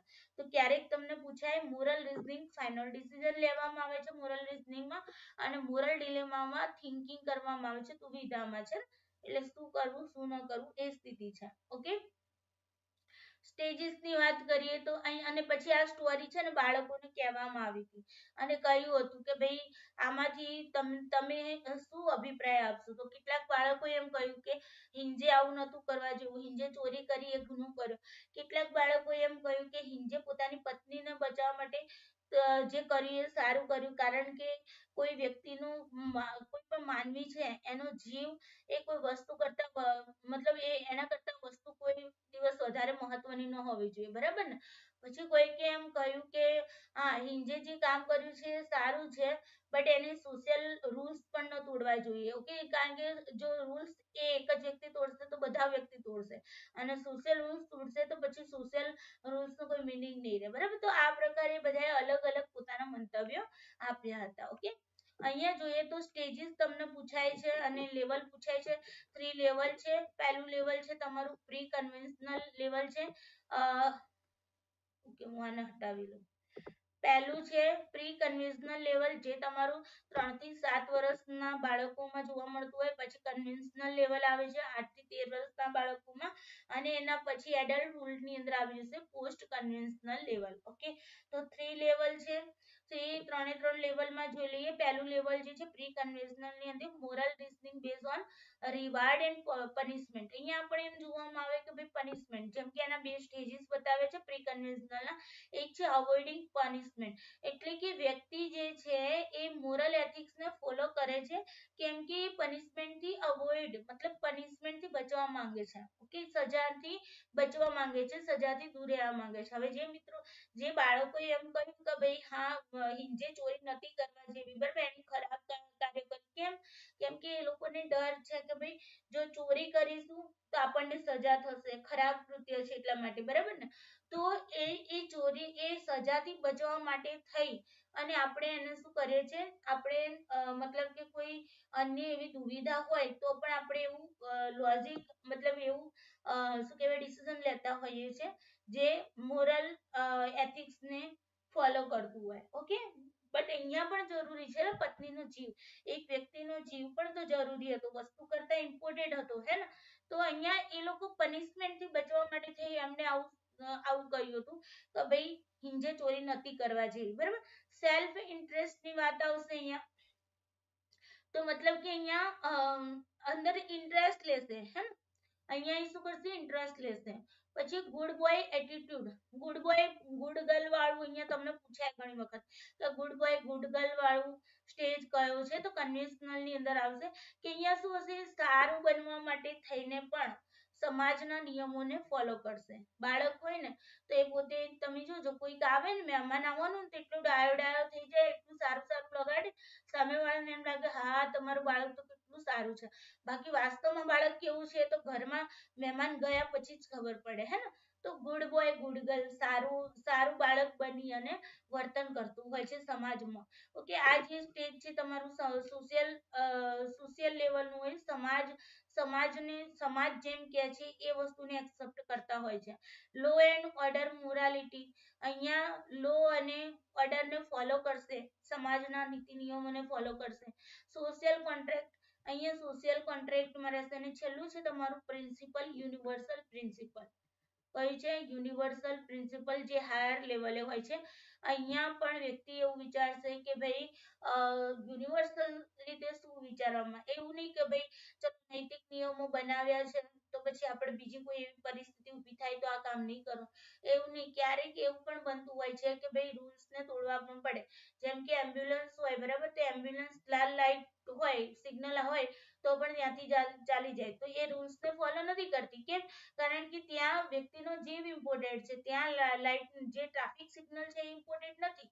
અને તો ઘણી વખત એવું બનતું હોય કે નૈતિક નિયમોને તોડવા પણ પડતા હોય, કંઈક એવું એક ઇમ્પોર્ટન્ટ જોખમ વસ્તુ બનતું હોય એને બચાવવા માટે થઈ તમે નૈતિક નિયમોને ભંગ કરો તો બી ચાલે. જેમ કે આપણે કહીએ ને કોઈકના ભલા માટે ખોટું બોલવું પડે, બરાબર. ગીતામાં પણ કહ્યું છે કે કિસી કે ભલે કે લીએ અગર झूठ बोलना पड़ता है, कपट करना पड़ता है तो करना चाहिए, है ना. तो એ રીતની વાત છે. ઓકે, ચાલો અહીંયા જોઈએ મોરલ ડિલેમા. મેં તમને કહ્યું કે થિંકિંગ પ્રોસેસ ચાલુ હશે, મોરલ ડિલેમામાં ક્યાં કરે ક્યાં ના કરે જે સ્થિતિ હશે. મોરલ રિઝનિંગ ની અંદર ફાઇનલ ડિસિઝન લેવામાં આવશે કે હવે ફાઇનલી શું કરવું, બરાબર. અહીંયા લેવલની વાત કરવામાં આવે તો 3 લેવલ છે, પ્રી કન્વેન્શનલ, કન્વેન્શનલ અને પોસ્ટ કન્વેન્શનલ. પ્રી કન્વેન્શનલ છે એની અંદર બે સ્ટેજ છે. એક છે ઓબિડિયન્સ એન્ડ પનિશમેન્ટ, જેની અંદર પનિશમેન્ટ થી બચવા માટે વ્યક્તિ મોરલ મતલબ નૈતિકતાનો ફોલો કરશે. Individual and exchange, individual and exchange ની અંદર શું થશે ખબર છે, ટીટ ફોર ટાટ. ટીટ ફોર ટાટ એટલે જેવા સાથે તેવા જેવી વસ્તુ. ટીટ ફોર ટાટ એટલે જેવા સાથે તેવા, એટલે કે તું મને આટલું આપીશ તો હું તને આટલું આપીશ. તમે નાના બાળકોમાં જોયું હશે કે પેલાને કે હું તને ચોકલેટ આપું તો તું મને તારી જોડે જે વસ્તુ છે મને આપ, હું તને મારું જમવાનું આપું તો તારી જોડે જે જમવાનું છે મને આપ, હે ને. મતલબ બદલામાં કંઈક ને હું તને કંઈક આપું તેના બદલામાં તારે પણ મને કંઈક આપવું પડશે. આ વસ્તુ છે તમારું ટીટ ફોર ટાટ. તો અહીંયા પ્રી કન્વેન્શનલ ની અંદર તમને આવું આ જે કીવર્ડ છે, કીવર્ડ પૂછાય ટીટ ફોર ટાટ જે છે. ઓકે, કયા કોહેલબર્ગના કયા લેવલમાં અથવા તો કયા સ્ટેજમાં કામ કરે છે? તો લેવલ પૂછાય તો પ્રી કન્વેન્શનલ અને સ્ટેજ પૂછાય તો ઇન્ડિવિડ્યુઅલ એન્ડ એક્સચેન્જ ની અંદર. ઓકે, પછી છે કન્વેન્શનલ મોરાલિટી ની અંદર developing good interpersonal relationship, good boy good girl, મેં તમને આગળ પણ એક્ઝામ્પલ આપી દીધું. ઓકે, મેન્ટેનિંગ સોશિયલ ઓર્ડર ને મેન્ટેન કરશે, લો ઓર્ડર, નિયમો કાયદાઓ, સોશિયલ જે પણ હશે સોશિયલ લો ઓર્ડર. ઓકે, સમાજના નીતિ નિયમો જે પણ હશે એને ફોલો કરશે. પોસ્ટ કન્વેન્શનલ ની અંદર social contract and individual right stage, એટલે અહીંયા એ પોતે પોતાની રીતે વ્યક્તિગત રીતે વિચારશે કે હું શું માનું છું. સમાજ તો ગમે તે માને, બટ મારું શું માનવું છે. જ્યારે પરિવર્તન ક્યારે આવે? વ્યક્તિ પોતે પોતાની રીતે કોઈ પણ વસ્તુ વિશે વિચારે અને એ મુજબ કાર્ય કરે ત્યારે સમાજમાં પરિવર્તન આવે. હે ને, તો ક્યારેક એ પરિવર્તન પણ જરૂરી હોય છે. તો social contract and individual right stage પણ એ જ છે કે ઇન્ડિવિડ્યુઅલી વિચારે કે પોતે કેવું માને છે, પોતે શું વિચારે છે, એ રીતે એને ચાલવાનું. ઓકે, પછી લાસ્ટ છે યુનિવર્સલ પ્રિન્સિપલ, જે તમારો હાયર તબક્કો છે. આ કેવો છે? હાયર તબક્કો છે, હાયર લેવલ.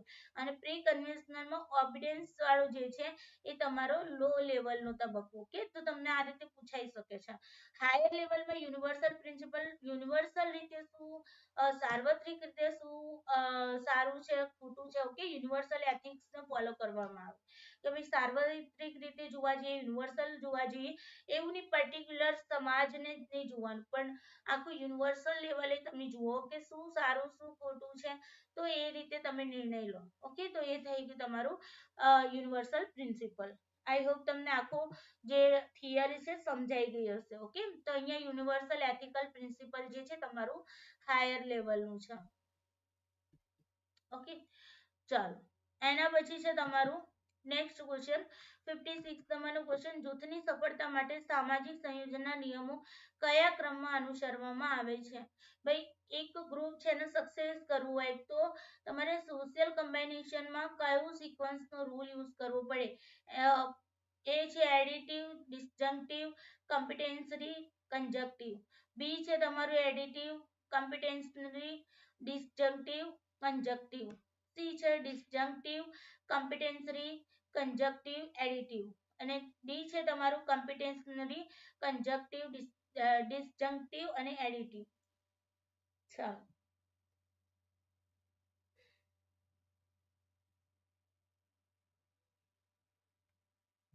ચલો ક્વેશ્ચન નંબર 56 નો આન્સર કરશો ફટાફટ.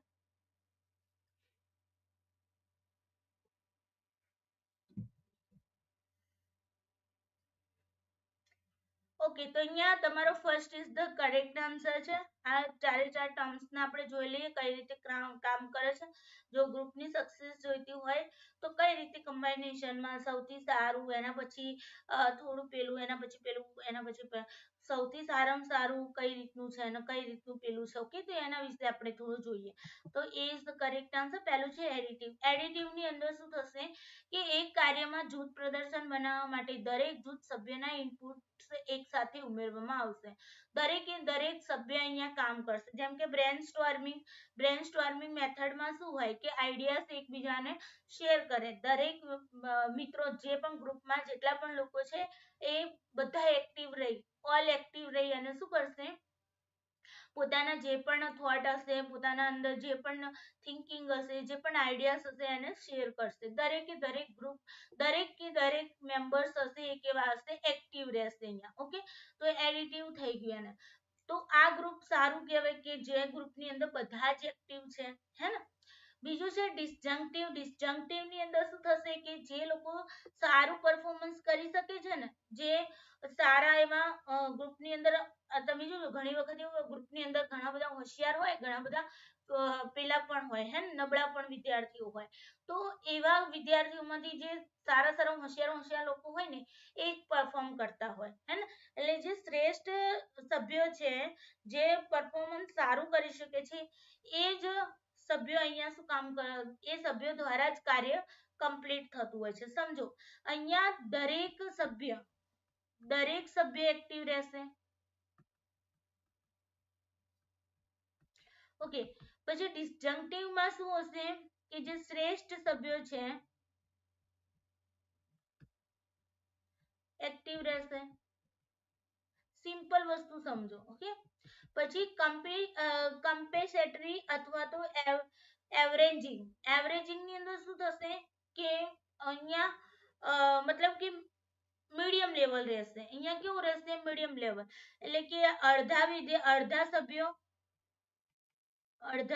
એક્ટિવ એન્ડ અડધા સભ્યો કેવા થશે? ડિસએક્ટિવ. ઓકે, એટલે 50% સભ્ય એક્ટિવ રહેશે, 50% સભ્યો કેવા હશે? ડિસએક્ટિવ રહેશે. કંજક્ટિવ ની અંદર શું થશે? કંજક્ટિવ ની અંદર જે નબળા સભ્યો છે ને, નબળા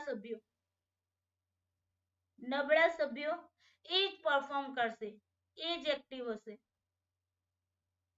અને જે શ્રેષ્ઠ સભ્યો હશે એ આમાં મતલબ કોઈ કામગીરી નહીં કરે. નબળા સભ્યો જ કામ કરતા હશે. ઘણા એવા હોય ને જે કામગીરી કરવા વાળા હોય, તો જે હોશિયાર વિદ્યાર્થીઓ હોય, હોશિયાર લોકો હોય, એને કઈ કામ ના કરવા દે, પોતાને આવડતું કઈ ના હોય તો એ ડંફાસો મારે, હે ને, તો એના જેવા કંજક્ટિવ થઈ જશે. બરાબર ને? તો આ રીતે હવે તમે જુઓ કે આમાંથી સૌથી શ્રેષ્ઠ કયું ગણાશે? કે જે દરેક સભ્યો એક્ટિવ હશે એ ગ્રુપ સારું ગણાશે. એટલે આપણે એને પહેલો નંબર આપી દીધો, એડિટિવ. બીજા નંબરે શ્રેષ્ઠ સભ્યો વાળું આવશે. બરાબર ને? કારણ કે શ્રેષ્ઠ સભ્યો જો પરફોર્મ કરશે તો બી ગ્રુપનું પરફોર્મન્સ સારું દેખાશે, હે ને, બીજા બધા કરતા, જે નીચેની કેટેગરી વાળા છે એના કરતા સારું દેખાશે. ઓકે, ત્રીજા ક્રમે 50-50% વાળું પણ સારું. સૌથી છેલ્લે ચોથા નંબર. આ રીતે તમારે એને શું કરવાનું હતું? ક્રમમાં ગોઠવવાનું હતું. જો કે આ યુજીસી નેટ ની અંદર તમારો ક્વેશ્ચન જે છે, યુજીસી નેટ માં 2019 માં પૂછાયેલો ક્વેશ્ચન છે. ઓકે, યુજીસી નેટ નો ક્વેશ્ચન છે. ઘણા બધા 15-20 પ્રશ્નો યુજીસી નેટ ના નાખ્યા છે આમાં. કમ્પ્યુટેશનરી અને કંજક્ટિવિટી, તો 4 તમારે યાદ રાખવાના છે અને એ રીતે સિક્વન્સમાં ગોઠવવાના હતા. તો એડિટિવ, પછી ડિસજંક્ટિવ, કમ્પ્યુટેશનરી અને કંજક્ટિવ. ઓકે, તો A is the correct answer. ચાલો, ક્વેશ્ચન નંબર 57 જોઈએ કે આંતરવ્યક્તિત્વ ન્યાય એટલે ઇન્ટરપર્સનલ જસ્ટિસ કોને કહીશું? ખાલી જગ્યા અને ખાલી જગ્યા વ્યક્તિને સાંકળતા નિર્ણયો જે લોકો ખાલી જગ્યાને ખલેલ પહોંચાડવા માટે જવાબદાર બતાવવામાં આવે છે. આન્સર કરો 57 માં. થોડું ઝડપથી કરીશું આપણે. ઓકે,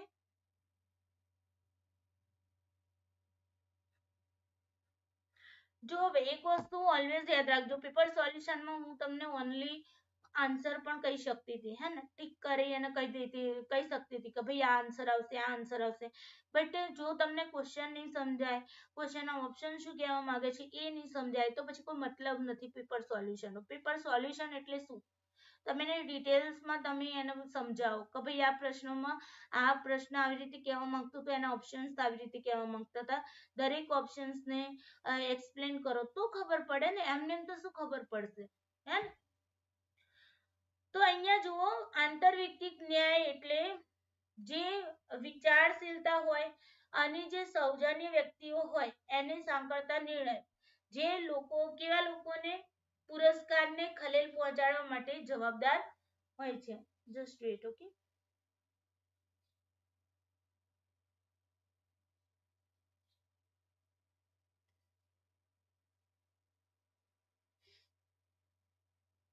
ઓકે, તો અહીંયા 20 ધ કરેક્ટ આન્સર આવશે કે ભાઈ કેવું છે? વિચારશીલતા અને સૌજન્ય વ્યક્તિઓને ઇન્ટરપર્સનલ જસ્ટિસ કોને કહીશું? કે જે વિચારશીલતા અને સૌજન્ય વ્યક્તિઓ છે, બરાબર, વિચારશીલ વ્યક્તિઓ અને સૌજન્ય વ્યક્તિઓ છે, એને સાંકળતા જે પણ નિર્ણયો છે, ઓકે, એને લગતા જે પણ નિર્ણયો છે, જે લોકો પુરસ્કારોને ખલેલ પહોંચાડવા માટે જવાબદાર બતાવવામાં આવે છે.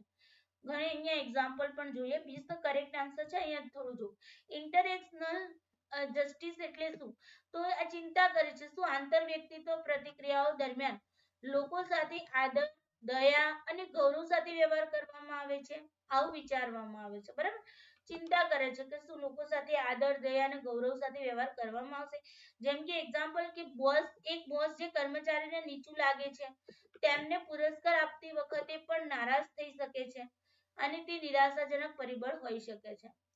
કોઈ બોસ છે બરાબર, અને એ કર્મચારીને મતલબ કે નીચું દેખાડે છે, જસ્ટ એક્ઝામ્પલ કે નીચો દેખાડે છે બરાબર, અને એને પાછું પુરસ્કાર આપે તો શું એ વખતે પણ એ નારાજગી દેખાડશે? આપણે હોય ને કે ભાઈ માની લો કે આપણે આ તો જો કે ભેદભાવ ન જ કરવો જોઈએ, હું તો એવું માનું છું ભેદભાવ ન જ કરવો જોઈએ, બટ અમુક લોકો એવા હોય કે જે ભેદભાવ વૃત્તિ વાળા હોય તો એવું મેન્ટાલિટી રાખતા હોય કે ભાઈ આ નિમ્ન કાસ્ટના લોકો છે ને એટલે આવા બરાબર, એમની મેન્ટાલિટી એવી નિમ્ન પ્રકારની છે એટલે એ લોકો એવું વિચારે કે નિમ્ન કાસ્ટના લોકો આવા, બાકી એવું કઈ ના, બધામાં લોહી તો એક જ જેવું છે ને, તો એવું ઊંચ નીચનો ભેદભાવ ક્યારેય ન કરવો જોઈએ હે ને, તો એવું મેન્ટાલિટી રાખતા હોય કે ભાઈ આ નીચી જાતિનું વ્યક્તિ છે બરાબર, અને જો એને જ પુરસ્કાર આ વ્યક્તિના જ હાથે આપવાનું થાય ને તો એ કેવું નારાજગીથી આમ આપતું હોય, જેને આપવા ખાતર આપતું હોય, લોકો માટે આપતું હોય, બાકી એને અંદરથી ઇન્ટેન્શન ના હોય કે હું આ વ્યક્તિને એની કામગીરી સારી છે એટલે હું એને આપું હે ને, તો આ વસ્તુ શું થઈ જાય છે, ઇન્ટરપર્સનલ જસ્ટિસ થઈ જાય છે. ઓકે, ચાલો તો અહીંયા શું આવશે, B is the correct answer. Next question જોઈએ, 58 નંબરનો ક્વેશ્ચન છે, નીચેનામાંથી કઈ વ્યક્તિત્વ પ્રશ્નાવલીમાં અસત્ય માપ છે? લાઈફ સ્કેલ ક્યાં આપેલો છે, કઈ અહીંયા પર્સનાલિટી ક્વેશ્ચન આવ્યા છે જેની અંદર લાઈફ સ્કેલ નો યુઝ થયો છે? ઓકે, લાઈફ સ્કેલ મતલબ કેવું હોય ખબર છે કે એની અંદર એક વાક્ય છે ને એને એક પ્રશ્ન મૂક્યો છે, એ જ પ્રશ્નને ફેરવીને બીજા મતલબ અર્થ નો બદલાય એવી રીતે બીજી રીતે એને મૂકવામાં આવે, એને લાઈફ સ્કેલ કહેવાય, જે આપણને મતલબ કે ખબર પડે કે વ્યક્તિ કેટલું જૂઠું બોલી રહ્યો, એકનો એક પ્રશ્ન ફેરવીને તમને પૂછે ને તો તમે ક્યાંક જૂઠું બોલતા હશો ને તો કદાચ ચલો એક પ્રશ્નમાં તમે કંઈક બોલી લીધું બરાબર, તમે અહીંયા યસ બોલી લીધું, જસ્ટ એક્ઝામ્પલ, અને પછી અહીંયા બીજી વખત એ પ્રશ્ન તમને ક્યાંક થોડા સમય મતલબ થોડા પ્રશ્નો બાદ તમને એવો પ્રશ્ન ફેરવીને પૂછવામાં આવે તો જો ત્યાં તમે નો કહી દો તો તરત પકડાઈ જાઓ કે હા અહીંયા તમે ખોટું બોલ્યા છે, અને લાઈફ સ્કેલ કહેવાય, તમારું ખોટું જે છે એ પકડવા માટેની સ્કેલ એટલે કે લાઈફ સ્કેલ, તમે કેટલું જૂઠું બોલી રહ્યા, કેટલું સાચું બોલી રહ્યા છે એ પકડવા માટેની સ્કેલ થતી હોય છે. ઓકે, તો કઈ પર્સનાલિટી ક્વેશ્ચનની અંદર આવી લાઈફ સ્કેલનો યુઝ થયો છે? Edward personality preference schedule, Eysenck personality questionnaire, Minnesota multi phasic personality questionnaire કે Rotter's locus of control scale?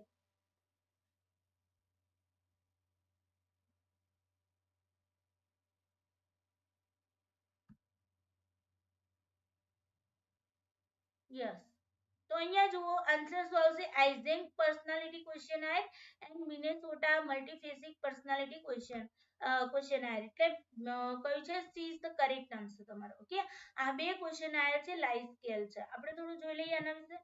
તો જો લાઈફ સ્કેલ ભીંગડાની, ઓકે, સ્કેલ એટલે કે માપન, અસત્ય સ્કેલ જે છે, લાઈફ સ્કેલ છે, સત્યપૂર્ણતા સૂચકાંકોનો એક પ્રકાર છે, મતલબ ટ્રુથફુલનેસ તમને અહીંયા ખબર પડે કે કેટલું તમે સાચું બોલી રહ્યા છો બરાબર, જે કેટલીક મનોવૈજ્ઞાનિક સૂચિમાં સામેલ છે. પ્રકારના સ્કેલ બિનજરૂરી પ્રશ્નોનો ઉપયોગ કરે છે, મતલબ જરૂરી નથી એવા પ્રશ્નોનો યુઝ કરી અને તમારી પાસેથી સાચું બોલાવવાનો પ્રયત્ન કરવામાં આવે છે. ઓકે, જે સમાન માહિતી મેળવવાનો પ્રયાસ કરે છે, એમાં કયું સમાન પ્રકારની, કે પહેલો પ્રશ્ન તમને પૂછ્યો અને પછી બીજો પ્રશ્ન તમને એના કન્ટેક્સ્ટમાં પૂછાશે બટ ફેરવીને પૂછાશે, ત્યાંથી ખબર પડે કે તમે કેટલું સાચું બોલો કેટલું ખોટું બોલો હે ને, પરંતુ જવાબોની સંગતતા ચકાસવા માટે વિવિધ પ્રશ્ન ફોર્મેટનો ઉપયોગ કરે છે બરાબર ને, અલગ અલગ પ્રકારે પ્રશ્નો કરે છે, વાત તો એક જ હોય પણ ફેરવીને પૂછે હે ને, કે તે રોટલી ખાધી તો કે હા, તે રોટલી નથી ખાધી તો તમે ત્યાં બી હા કહો તો પકડાઈ જાઓ કે રોટલી ખાધી હતી એમાંય હા, રોટલી નથી ખાધી એમાં પણ હે ને, તો એ રીતે આઇઝેન્ક personality questioner revise short form જે છે એમાં પણ તમારું લાઈફ સ્કેલ, એ લાઈફ સ્કેલ છે, EPQR શોર્ટ જેને કહેવાય, આઇઝેક એન્ડ બેરેટ 1985 દ્વારા ક્રિએટ કરવામાં આવી હતી. માઉસલી પર્સનાલિટી ઇન્વેન્ટરી એ પણ તમારું લાઈફ સ્કેલ છે, મિનેસોટા મલ્ટીફેસિક પર્સનાલિટી ઇન્વેન્ટરી એ પણ તમારું લાઈફ સ્કેલ છે. ઓકે, તો યાદ રાખજો. ચાલો, તો અહીંયા શું આવશે, C is the correct answer. Next question જોઈએ, 59 નંબરનો ક્વેશ્ચન, કલારા તેના તમામ મિત્રો સાથે શા માટે સ્વવિનાશક સંબંધો ધરાવે છે? તેની વધુ સારી સમજ મેળવવા માટે એક ઉપચારક પાસે જઈ રહી છે. આ પ્રકારના ઉપચારને ખાલી જગ્યા ઉપચાર કહેવામાં આવે છે. ભાઈ, જે કલારા નામની એક છોકરી છે તે પોતાના મિત્રો સાથે કેમ આવું એમ કે ખરાબ એમ કે એના સંબંધો ધરાવે છે, સેલ્ફ ડિસ્ટ્રક્ટિવ રિલેશનશિપ ધરાવે છે બરાબર, ખુદથી જે પોતે રિલેશનશિપ ને નુકસાન પહોંચાડે એવા સંબંધો ધરાવે છે તો તેની વધુ સારી સમજ મેળવવી છે, ડિટેલ્સમાં માહિતી મેળવવી છે તો એના માટે ઉપચારક પાસે તે જઈ રહી છે અને આ પ્રકારના ઉપચારને શું કહેવાય? Insight, action, behaviour, biomedical. Answer કરો. Question number 59.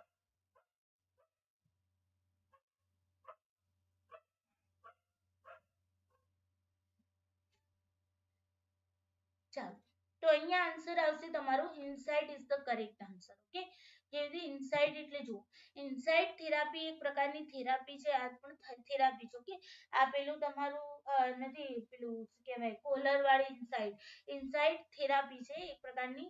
તો એ થેરાપીમાં શું છે, ક્લાયન્ટને સમજવામાં મદદ કરે છે આ થેરાપી કે કેવી રીતે તેના ભૂતકાળની ઘટનાઓ તેમના વર્તમાનના વિચારો, લાગણીઓ અને વર્તનને નકારાત્મક રીતે પ્રભાવિત કરેલી છે. એટલે કે તમારી ભૂતકાળમાં જે ઘટનાઓ બની હશે ને એના બેઝ ઉપર તમારું વર્તમાન પણ હશે. તમે કોઈની સાથે સારા રિલેશનશિપ નથી બાંધતા અથવા તો તમે તમારા રિલેશનશિપમાં એક લિમિટેશન રાખી છે તો એના પાછળ ક્યાંક ને ક્યાંક તમારો ભૂતકાળ કારણરૂપ હશે કે તમે ભૂતકાળમાં ક્યાંય એવી કોઈ ઘટના તમારી સાથે ઘટિત થઈ હશે જેના બેઝ ઉપર તમે અત્યારે વર્તન કરો છો. જસ્ટ એક્ઝામ્પલ કે શરૂઆતમાં મેં જ્યારે ટેલિગ્રામ ચેનલની અંદર ગ્રુપ સ્ટાર્ટ કર્યું ત્યારે ગ્રુપ એવું હતું કે જ્યાં તમે બધા એકબીજા સાથે ઇન્ટરેક્શન કરી શકો, એકબીજા સાથે વાતચીત કરી શકો, બરાબર, એકબીજાના મેસેજ જોઈ શકો, હું તમારા મેસેજ જોઈ શકું, તમે મારા મેસેજ જોઈ શકો, તમે મેસેજ કરી શકો, બરાબર, તમે પીડીએફ શેર કરી શકો, તમે જે પણ મારા ટેક્સ્ટ મેસેજ છે શેર કરી શકો, બરાબર, ઇમ્પોર્ટન્ટ વસ્તુ તમે શેર કરી શકો, બરાબર, કોપી પેસ્ટ કરી શકો, બધી સુવિધાઓ હતી. બટ એક સમય એવો આવ્યો કે કોઈ એક એજ્યુકેટરે, ખબર નહીં કોણ છે, પણ એ એજ્યુકેટર પાછળથી ખબર પડી હતી બટ એ વખતે ખબર નથી, તો કોઈ એક એજ્યુકેટર પણ ત્યાં ગ્રુપમાં સામેલ થયો અને એણે મારા સ્ટુડન્ટને પર્સનલી મેસેજ કરવાના સ્ટાર્ટ કરી દીધા અને મારા જે પણ હું સોશિયલ મીડિયા ઉપર ફોટોસ મૂકતી હતી મારા કે પછી યુટ્યુબના કોમ્યુનિટી પોસ્ટમાં જે ફોટોસ મૂકતી હતી એ ફોટોને ખરાબ રીતે, મતલબ કે એને ખરાબ રીતે એડિટિંગ કરી અને મારા સ્ટુડન્ટને મોકલવામાં આવતા હતા ને કેમ કે આ છે તમારા આરતી મેડમ અને આ રીતે, અને એ પણ પાછું પોતે ટાઈમર મૂકી કે તરત તમે ફોટો જુઓ ને એટલે ફોટો તરત જોયા 2 સેકન્ડમાં ડિલીટ પણ થઈ જાય, એ વ્યક્તિનું નામ નિશાન તમને ના મળે, એનો નંબર તમે ના જોઈ શકો અને એને તમે શોધી પણ ના શકો, સર્ચ કરો તો એનો નંબર પણ, એનું નામ કશું તમને ટેલિગ્રામમાં ના દેખાય. એવી હદે એ વ્યક્તિ આવું કર્યું. પછી મેં નક્કી કરી દીધું બસ સ્ટ્રાઇક લગાવી દો. ઘણા બધા લોકોએ પીડીએફ નો યુઝ કરી અને પીડીએફ ને વેચવાનું ચાલુ કરી દીધું, બરાબર, ઘણા બધાએ પીડીએફ માંથી સ્ક્રીનશોટ કરી અને ક્લાસ સ્ટાર્ટ કરી દીધા, એ પણ ક્લાસ ફ્રીમાં પણ નહીં, પૈસા લઈને ક્લાસ સ્ટાર્ટ કરી દીધા. બધું સ્ટ્રાઇક એટલા માટે લાવ્યું છે કે ઘણા બધા મિત્રો કહે છે ને કે મેડમ એવું ઓપ્શન આપી દો ને કે જ્યાં અમે સેવ કરી શકીએ જેથી કરીને અમારે ગમે ત્યારે વાંચો, બટ આ રીસ્ટ્રાઇક નું કારણ પાસ્ટની ઘટના છે, જે ઘટનામાં આવું ખરાબ રીતે કૃત્ય થયું હતું. છેક હું તો મતલબ કહેવાય ને પોલીસ કેસ સુધી પણ જતી રહી હતી બટ એ વ્યક્તિ પોતે ગુનો કબૂલ કરી લીધો અને પ્રોમિસ કર્યું કે હવે પછી આવું નહીં કરે, એટલા માટે પછી જતો કર્યો એને, બરાબર. તો આ વસ્તુ જે બને છે ઘટનાઓ, બરાબર, ભૂતકાળના બેઝ ઉપર કે મેડમે કેમ અત્યારે રીસ્ટ્રાઇક લાવેલું છે ટેલિગ્રામ ચેનલ ઉપર, તેનું રીઝન ભૂતકાળની ઘટના છે. ઓકે, તો એ રીતે આપણા પ્રભાવિત કરતી હોય છે આપણા વર્તમાનને. ઓકે, એવા ગ્રાહકો માટે જેમને સમસ્યાઓ છે પરંતુ તેઓ તેમની સમસ્યાને મૂળને સમજી શકતા નથી. આંતરદ્રષ્ટિ ઉપચાર ખૂબ જ છતી અને સશક્તિકરણ કરી શકે છે. ઇનસાઇટ રીતે તમારી ઇનસાઇટ થેરાપી છે એ તમારું આ રીતે તમારું કામ કરતું હોય છે. ઓકે, ચલો, ઓકે, તો A is the correct answer. Question number 60. Question number 60 છે પોતાના ફુગાના ડરને દૂર કરવા કે જે તેના અચાનક ફૂટવાના અવાજથી પેદા થયો છે. બેલાએ ફુગાથી ભરેલા રૂમમાં બેસવું જોઈએ કે જ્યાં ઉપચારક એક પછી એક ફુગાને ફોડશે. ધીમે ધીમે બેલાને મહેસૂસ થશે કે તેનો ડર ગેરવ્યાજબી છે અને તે પોતે ફુગા ફોડવા લાગશે. આ ટેકનિક કઈ છે? જો સિમ્પલ ઉદાહરણ છે, તમે કદાચ ઉદાહરણને જુઓ તો એક નાનું બાળક હોય તો જોજો શરૂઆતમાં તમે એક મતલબ ઘૂઘરો હોય, નાનું બાળક જ છે, જસ્ટ એક્ઝામ્પલ, ઘૂઘરો તમે એમ ખખડાવો ને તો રડવા લાગે, હે ને, પણ પછી એના સામે રોજ થોડી વાર તમે ઘૂઘરો ખખડાવો તો એક સમય એવો આવશે ખુદ ઘૂઘરો ખખડાવવા લાગશે ને એનો ડર બિલકુલ જતો રહ્યો હોય, હે ને. તો આ વસ્તુ શું કહેવાશે, આ ટેકનિક કઈ કહેવાશે, સિસ્ટમેટિક સોરી ડિસેન્સિટાઇઝેશન, પછી એવર્ઝન થેરાપી, ફ્લૂડિંગ કે એક્ઝિસ્ટિંક્શન. ચાલો આ કઈ કહેવાશે.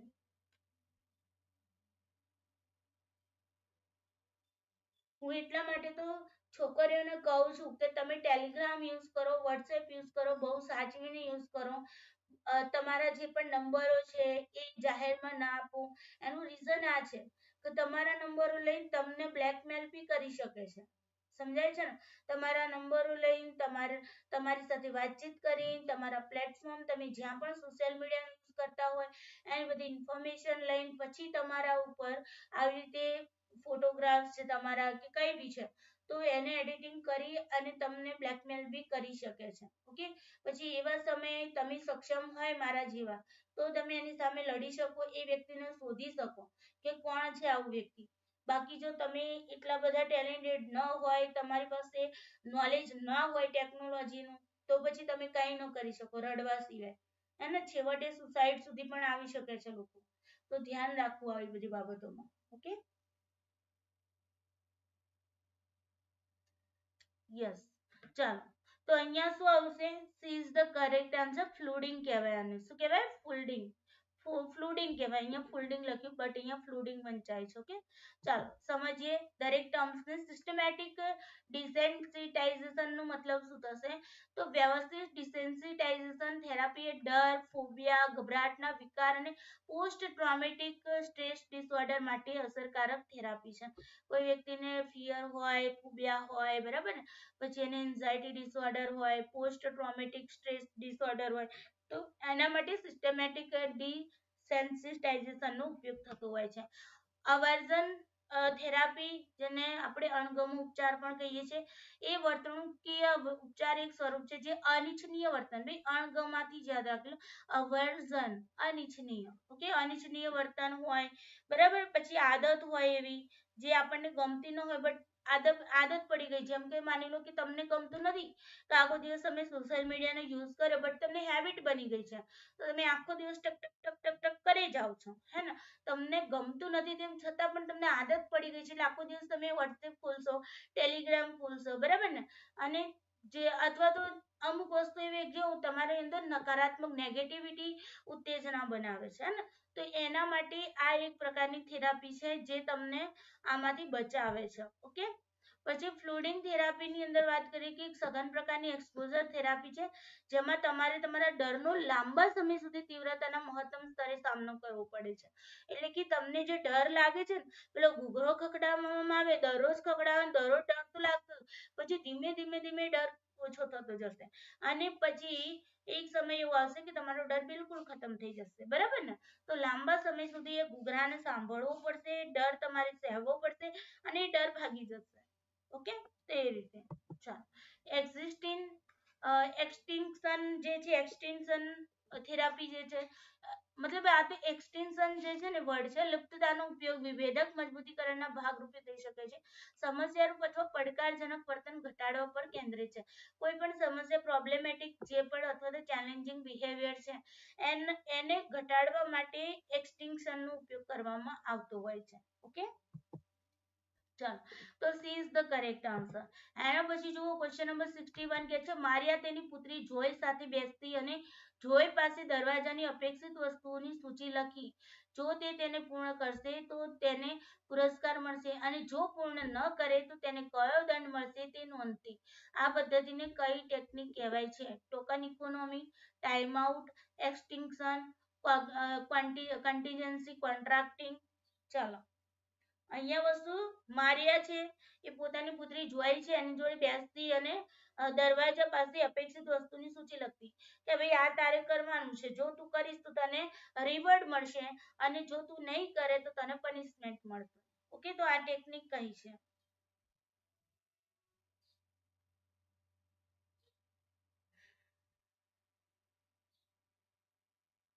ચાલો તો અહીંયા આન્સર આવશે તમારું, જો કોન્ટ્રાક્ટ થઈ ગયો ભાઈ તું આ કામ કરીશ તો તને આ મળશે, નહીં તો તને પનિશમેન્ટ મળશે.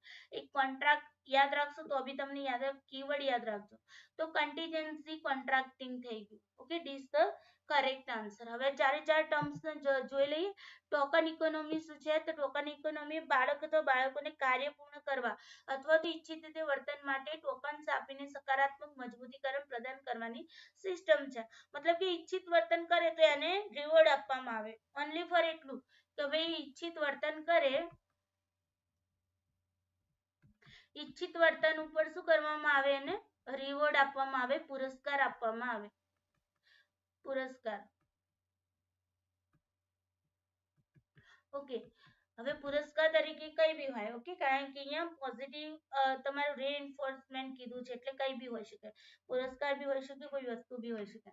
ટાઈમ આઉટ ની વાત કરીએ તો ટાઈમ આઉટ એ વર્તણૂકીય ફેરફારનું એક સ્વરૂપ છે જેમાં વ્યક્તિને અસ્થાયી રૂપે એવા વાતાવરણથી અલગ કરવાનો સમાવેશ થાય છે જ્યાં અસ્વીકાર્ય વર્તન થયું છે.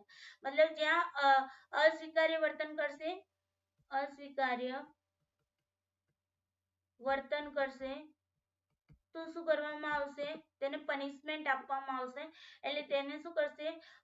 ટેમ્પોરલ રૂપે એને સેપરેટ કરી દેવાનું, વર્તન કરશે તો દૂર કરી દેવામાં આવશે.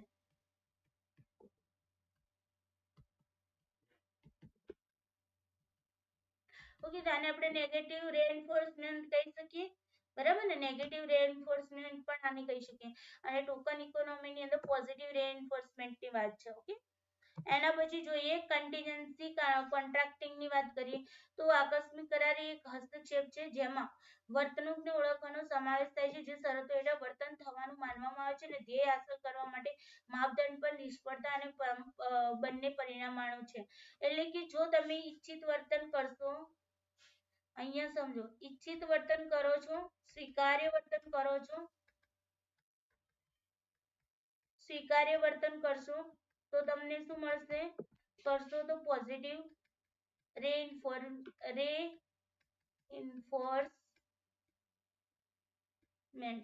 ઓકે, રેઇન્ફોર્સમેન્ટ મળશે, કેવું મળશે? પોઝિટિવ. અને જો તમે અનિચ્છનીય વર્તન અથવા તો અસ્વીકાર્ય વર્તન કરશો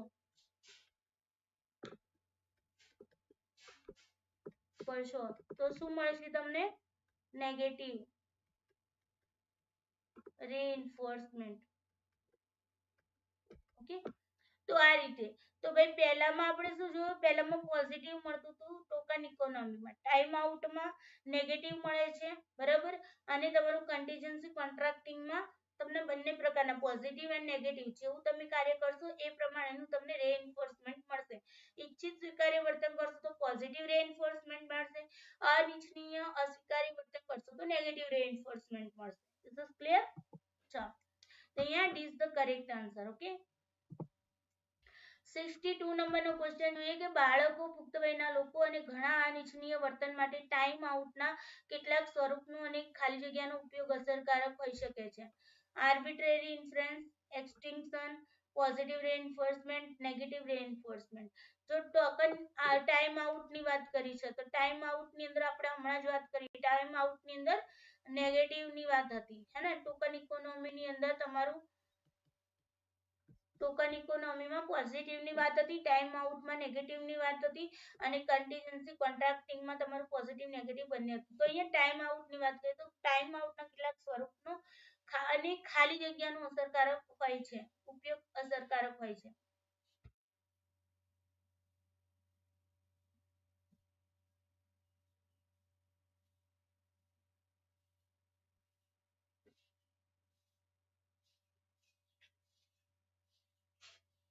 ચાલો, તો અહીંયા આન્સર શું આવશે તમારો? Extinction is the correct answer. કે ભાઈ નેગેટિવ ની સાથે આપણે એક્સટિંક્શન નો મતલબ શું સમજ્યા હતા? કે સમસ્યા અથવા તો પડકારરૂપ જે વર્તન છે, હે ને? પડકારરૂપ વર્તનને ઘટાડવા ઉપર ધ્યાન કેન્દ્રિત કરવામાં આવે છે.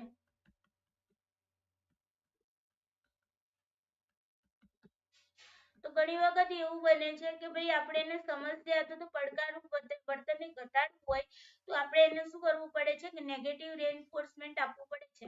જેમ કે સ્કિનરની અંદર વાત કરી હતી કે ઉંદર હતું એને ઉંદરને અહીંયાથી ક્યાં પહોંચવાનું હતું, દિવાલ સુધી પહોંચવાનું હતું, દિવાલને કૂદવાનું હતું.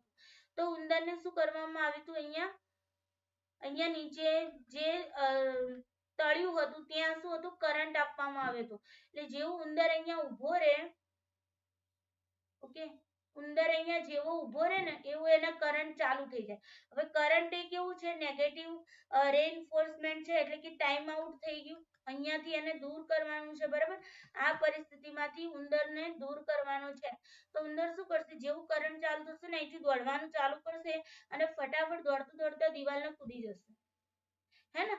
તો જે એના માટે સમસ્યારૂપ પડકારરૂપ વર્તન હતું, કયું હતું ભાઈ, કે અહીંયા ઊભો રહે તેના માટે સમસ્યારૂપ બને, એને શીખવાડવાનું હતું. એના માટે સમસ્યા હતી આ દિવાલ કૂદવું. એને દિવાલ કૂદવાનું આવડતું નહોતું, સમજાતું નહોતું કે દિવાલ કૂદવાની છે, બરાબર ને, કાં તો કૂદવા નથી માંગતો.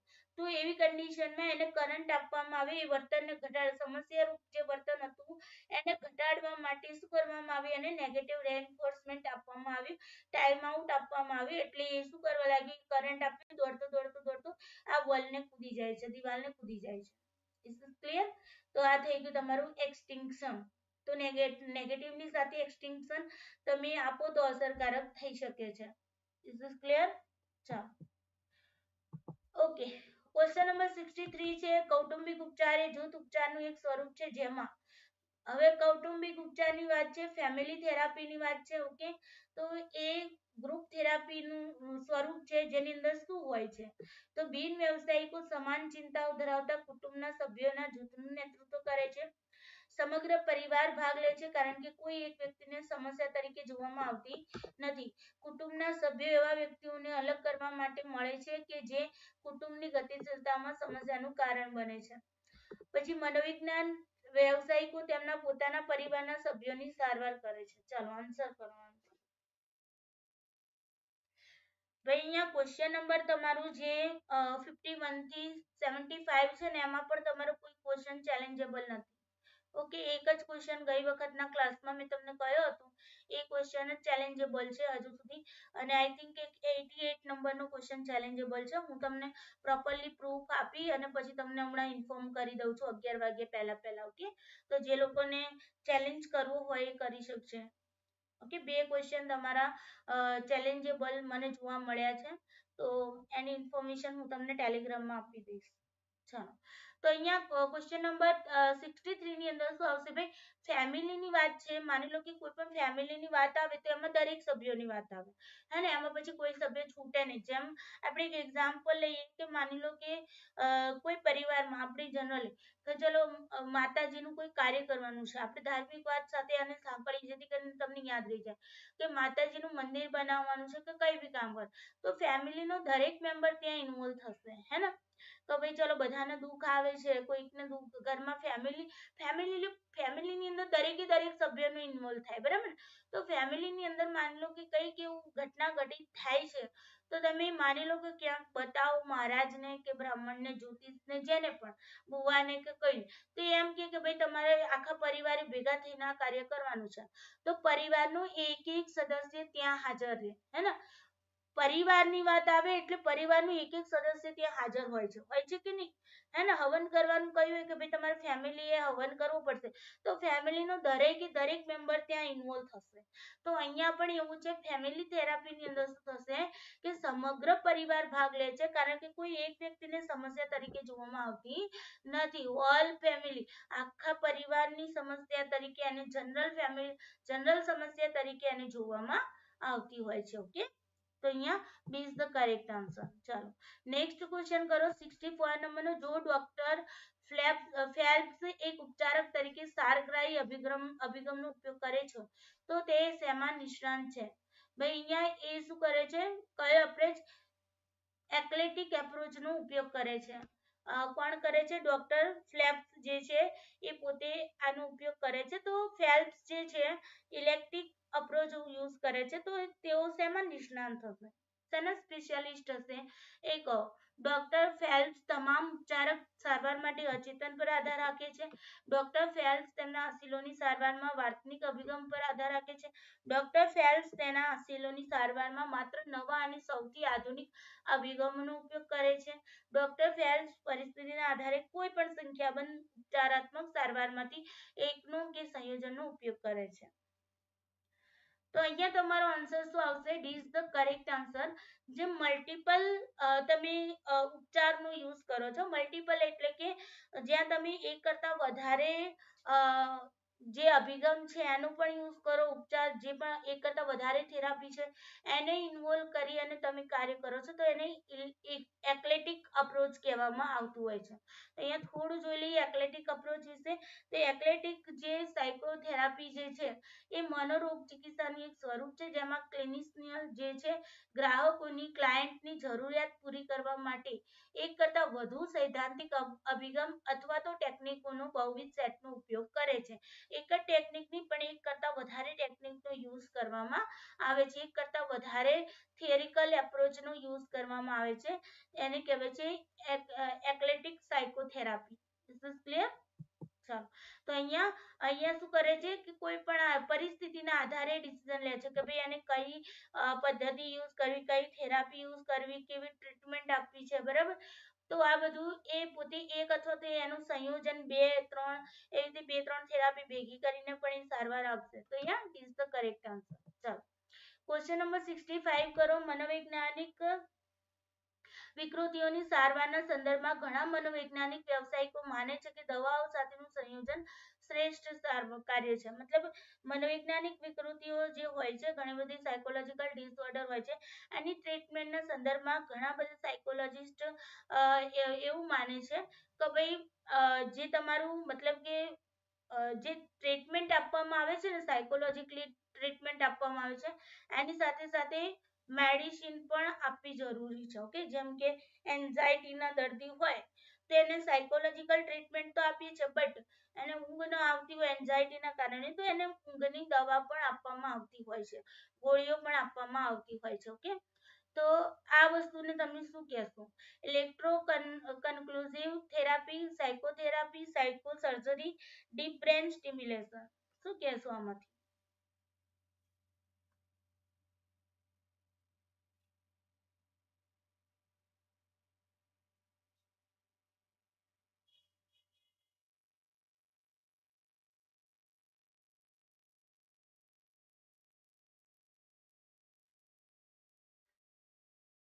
યસ, તો અહીંયા આન્સર શું આવશે? Psychotherapy is the correct answer. ચાલો, દરેક ટર્મને જોઈ લઈએ. ઇલેક્ટ્રો કન્ક્લુઝિવ થેરાપીની અંદર શું કરવામાં આવશે? ઇલેક્ટ્રિક પ્રવાહ આપી મગજમાંથી પસાર કરવામાં આવે છે ઇલેક્ટ્રિક પ્રવાહને, અને એને ટૂંકા હુમલાઓ ટ્રિગર કરવામાં, ઈરાદાપૂર્વક ટૂંકા હુમલાઓ ટ્રિગર કરવામાં આવે છે. જેમ કે તમે એક મૂવી દેખી હશે દિલવાલે, વર્ષો પહેલાની અમારા સમયની મૂવી છે, અજય દેવગણની, રવીના ટંડન અને સુનિલ શેટ્ટી. તો દિલવાલેની અંદર અજય દેવગણ છે એને એવું બધા માનતા કે પાગલ થઈ ગયું, તો એને ઇલેક્ટ્રિક શોક આપવામાં આવતો હતો, ઇલેક્ટ્રિક કરંટ આપવામાં આવતો હતો, અને ઇલેક્ટ્રિક ટૂંકા ગાળા માટે આ જે ઇલેક્ટ્રિક મતલબ કે એને કરંટ આપવામાં આવતો અને પાછો એ થોડો વ્યવસ્થિત થઈ જતો, બરાબર. અને વળી પાછી એની અંદર પાછું કોઈ જન્મ ઉપડે તો ફરી પાછા એને ઇલેક્ટ્રિક પ્રવાહ કરંટ આપવામાં આવતો હતો. તો એ આ જે મૂવીની અંદર જે સિચ્યુએશન અજય દેવગણની બતાવી છે એ તમારી છે ઇલેક્ટ્રો કન્ક્લુઝિવ થેરાપી. ઓકે, ઘણી વખત મૂવી પણ આપણને ઘણું બધું કહી જતી હોય છે, મૂવીની અંદર પણ ઘણું બધું સાયકોલોજી હોય છે, બટ એને જોવાની આપણી દ્રષ્ટિ હોવી જોઈએ. સાયકોથેરાપીની વાત કરીએ તો આપણે વાત કરીએ માનસિક સ્વાસ્થ્યની સ્થિતિ અને જે તમારી ભાવનાત્મક એટલે આવેગાત્મક પડકારોની વિશાળ શ્રેણીનો અનુભવ કરતી વ્યક્તિઓને મદદ કરી શકે છે. ઓકે, તો અહીંયા આપણે એને શું કરીએ છીએ ભાઈ, આ જે સાયકોથેરાપી છે ને,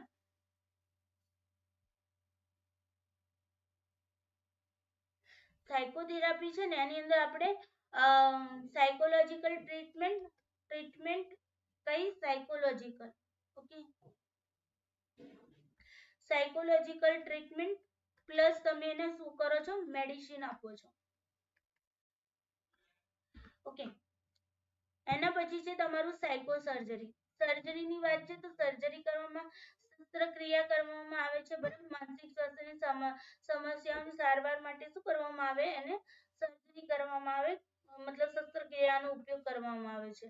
ડીપ બ્રેન સ્ટિમ્યુલેશન ની અંદર શું થઈ જશે, મગજની જે પેશીઓ છે એમાં ઇલેક્ટ્રોડને રોકવા માટે ખોપરીમાં નાના નાના નાના, આ તમારી ખોપરી છે માની લો, એમાં નાના નાના નાના નાના છિદ્રો પાડવામાં આવે છે અને એ છિદ્રોમાંથી ઇલેક્ટ્રોડને રોકવામાં આવતા હોય છે. ઓકે, તેને કહેવાય છે ડીપ બ્રેન સ્ટિમ્યુલેશન.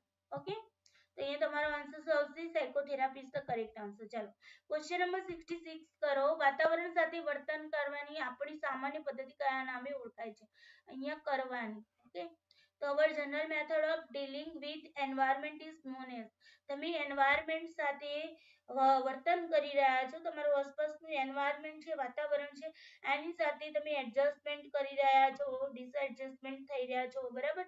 જે કંઈ પણ પ્રક્રિયા તમારા વાતાવરણ સાથે સંકળાયેલી છે, તમારા અને તમારા વાતાવરણ સાથે, તો એની સાથે વર્તન કરવાની જે સામાન્ય જે જનરલ પદ્ધતિ છે એને આપણે શું કહીશું, intelligence, perceptual style, personality, cognitive style. ચાલો, વિડીયોને લાઈક શેર કરી દેજો. જે પણ મિત્રો પાછળથી જોવાના હોય ક્લાસને તો પ્લીઝ વિડીયોને લાઈક શેર કરી દેજો. ઓકે, તો અહીંયા આન્સર આવશે તમારું કોગ્નિટિવ સ્ટાઇલ. શું આવશે, કોગ્નિટિવ સ્ટાઇલ, બોધાત્મક શૈલી.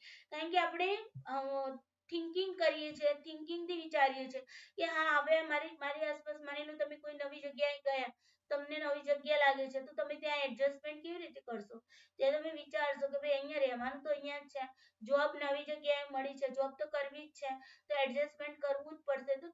તો આપણે થિંકિંગ થી કામ કરીએ છીએ ને, તમારી મેમરી, તમારું થિંકિંગ આ બધું કોગ્નિટિવ ની અંદર આવી જાય છે. તો એ વસ્તુના આધારે આપણે શું કરતા હોઈએ છીએ, એન્વાયરમેન્ટ સાથે ડીલ કરતા હોઈએ છીએ. ઓકે, તો અહીંયા D is the correct answer. જો આપણા પર્યાવરણ વિશે વિચારવા માટે સમજવાની રીત સાથે સંબંધિત છે. પર્યાવરણને જોતી વખતે આપણી યાદશક્તિ, ધ્યાન, વિચારસરણી, સર્જનાત્મકતા, અન્ય માનસિક પ્રક્રિયાઓ જેવી કે માનસિક કુશળતાનો ઉપયોગ કરીએ છીએ. ઓકે, ચાલો, અને એ બધી વસ્તુ શેમાં આવે છે, કોગ્નિટિવ માં આવે છે. આ બધી વસ્તુઓ જે છે ને, મેમરી થઈ ગઈ તમારી, attention, thinking, creativity, mental process, આ બધું શેના અંડરમાં આવે છે, કોગ્નિટિવ માં. ઓકે, કોગ્નિટિવ માં આવી જશે. ચાલો, ક્વેશ્ચન નંબર 67 છે તમારો, કે છે ટોળાના અભ્યાસમાં ટોળા વિશે શોધવામાં આવી છે કે ભાઈ જે ભીડનો અભ્યાસ છે ક્રોડિંગ નો, બરાબર, એમાં ક્રોડિંગ વિશે શું વાત કરવામાં આવી, ભીડ વિશે શું કહેવામાં આવ્યું છે, શું નોંધવામાં આવ્યું, શું શોધવામાં આવ્યું છે. ફક્ત ભૌતિક ઈચ્છતા ઉપર આધાર રાખે છે ટોળું, મુખ્યત્વે સ્ત્રીઓને અસર કરે છે આ ટોળું, મુખ્યત્વે લાગણી તીવ્ર હોય છે, મુખ્યત્વે વરિષ્ઠ લોકોની નકારાત્મક અસર કરે છે ટોળું. ચાલો,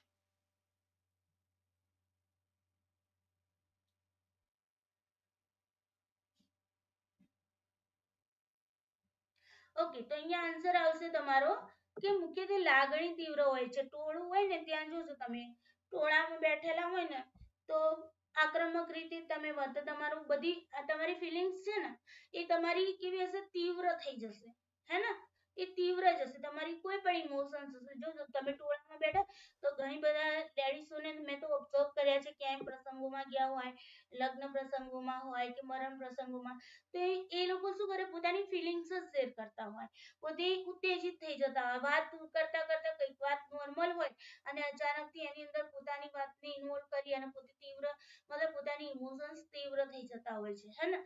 તો ટોળા વિશે શોધવામાં આવ્યું છે કે ભાઈ મુખ્યત્વે લાગણી કેવી હોય છે, તીવ્ર હોય છે. ઓકે, તો અહીંયા C is the correct answer. ચાલો, ક્વેશ્ચન નંબર 68 કરીએ. જો અમુક ક્વેશ્ચન તો એક્સપ્લેન કરવાની બી જરૂર નથી પડતી, સિમ્પલી તમારા વ્યવહારની અંદર, તમારા જે આજુબાજુનું જીવન છે, તમારા ખુદનું જીવન છે, એની સાથે તમે એને રિલેટ કરીને જોશો ને તો બી આન્સર મળી જશે. ક્વેશ્ચન નંબર 68 છે, અધિવેશનની કામગીરી ખાલી જગ્યા દસ્તાવેજો તરીકે માનવામાં આવે છે. ભાઈ કોન્ફરન્સની કામગીરી જે છે, જે ડોક્યુમેન્ટ્સ છે, એને કેવા ડોક્યુમેન્ટ્સ કહેશો, કન્વેન્શનલ ડોક્યુમેન્ટ કહેશો, પ્રાઇમરી, સેકન્ડરી કે ટેરટરી. ચલો,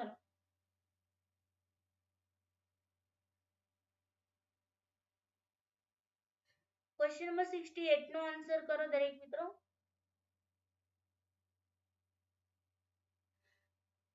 તો અહીંયા તમારું જો કોન્ફરન્સ જે થાય છે ને, જેમ કે હમણાં G20 ની સમિટ થયું હતું, તો ત્યાં જે પણ કઈ મુદ્દાઓ એડ થયા, બરાબર, ડોક્યુમેન્ટ તૈયાર થયું એમ, તો ત્યાં પોતે વ્યક્તિઓ હાજર હતા ને એમણે પોતે જ કર્યા છે, તો એ કેવું ગણાશે? પ્રાઇમરી ગણાશે. એ ડોક્યુમેન્ટ કેવા ગણાશે? પ્રાઇમરી ડોક્યુમેન્ટ ગણાશે. ક્લિયર? પ્રાઇમરી સેકન્ડરી મેં તમને સમજાવેલું. પ્રાઇમરી વ્યક્તિ પોતે ત્યાં ઉપસ્થિત રહી અને પોતે જે કંઈ પણ ઇન્ફોર્મેશન અંદર એડ કરે છે, ડોક્યુમેન્ટ બનાવે છે, દસ્તાવેજો બનાવે છે, તો એ વસ્તુ પ્રાઇમરીમાં જશે. સેકન્ડરીમાં જેણે દસ્તાવેજ બનાવ્યા છે એના દસ્તાવેજોનો ઉપયોગ કરી આપણે કંઈક બીજામાં યુઝ કરીએ તેને સેકન્ડરી કહેવાય. સમજાય છે ને? તો આજે ડોક્યુમેન્ટ કોન્ફરન્સ ની અંદર હોય, પછી તમારું સેન્સસ થઈ ગયું. સેન્સસ એટલે વસ્તી ગણતરી થઈ ગઈ, તો વસ્તી ગણતરી કરવામાં આવે છે, એ પણ કેવું છે? તમારું પ્રાઇમરી ડેટા છે. કેવું છે? પ્રાઇમરી ડેટા છે. જ્યારે ન્યૂઝપેપર છે, ન્યૂઝપેપર, તો ન્યૂઝપેપર તમારા માટે કેવું છે? સેકન્ડરી છે. કેમ સેકન્ડરી છે? તો જો રિપોર્ટર હશે ને, રિપોર્ટર, રિપોર્ટર માટે ન્યૂઝ હશે ને, રિપોર્ટર માટે ન્યૂઝ, રિપોર્ટર માટે એ ન્યૂઝ જે છે એ શું બનશે? રિપોર્ટર માટે ન્યૂઝ પ્રાઇમરી ડેટા બનશે, હે ને? અને આ ન્યૂઝ પછી ન્યૂઝપેપરમાં છપાઈને તમારા સુધી આવે છે, એટલા માટે સેકન્ડરી થઈ જશે. Is it clear? તો અહીંયા કોન્ફરન્સમાં આવશે પ્રાઇમરી ડોક્યુમેન્ટ. ઓકે, ચાલો ક્વેશ્ચન નંબર 69 કરો કે સામૂહિક સંદેશા વ્યવહારનું માહિતી કાર્ય વહેંચવામાં આવે છે તે ખાલી જગ્યા છે. ભાઈ અહીંયા માસ કમ્યુનિકેશન ની વાત કરીએ આપણે. કમ્યુનિકેશન તમારું પેપર 1 ની અંદર આપણે કમ્યુનિકેશન નું આખું ચેપ્ટર આવે છે, હે ને?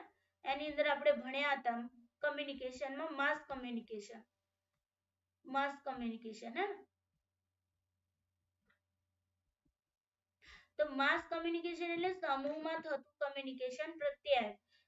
જ્યારે તમે મોટા સમૂહની અંદર જ્યારે પ્રત્યાયન કરો છો ને, માસ કમ્યુનિકેશન કહેવાય છે. તો અહીંયા જે માસ કમ્યુનિકેશન માં મતલબ સામૂહિક સંદેશા વ્યવહારનું માહિતી કાર્ય વહેંચવામાં આવે છે તેને શું કહીશું?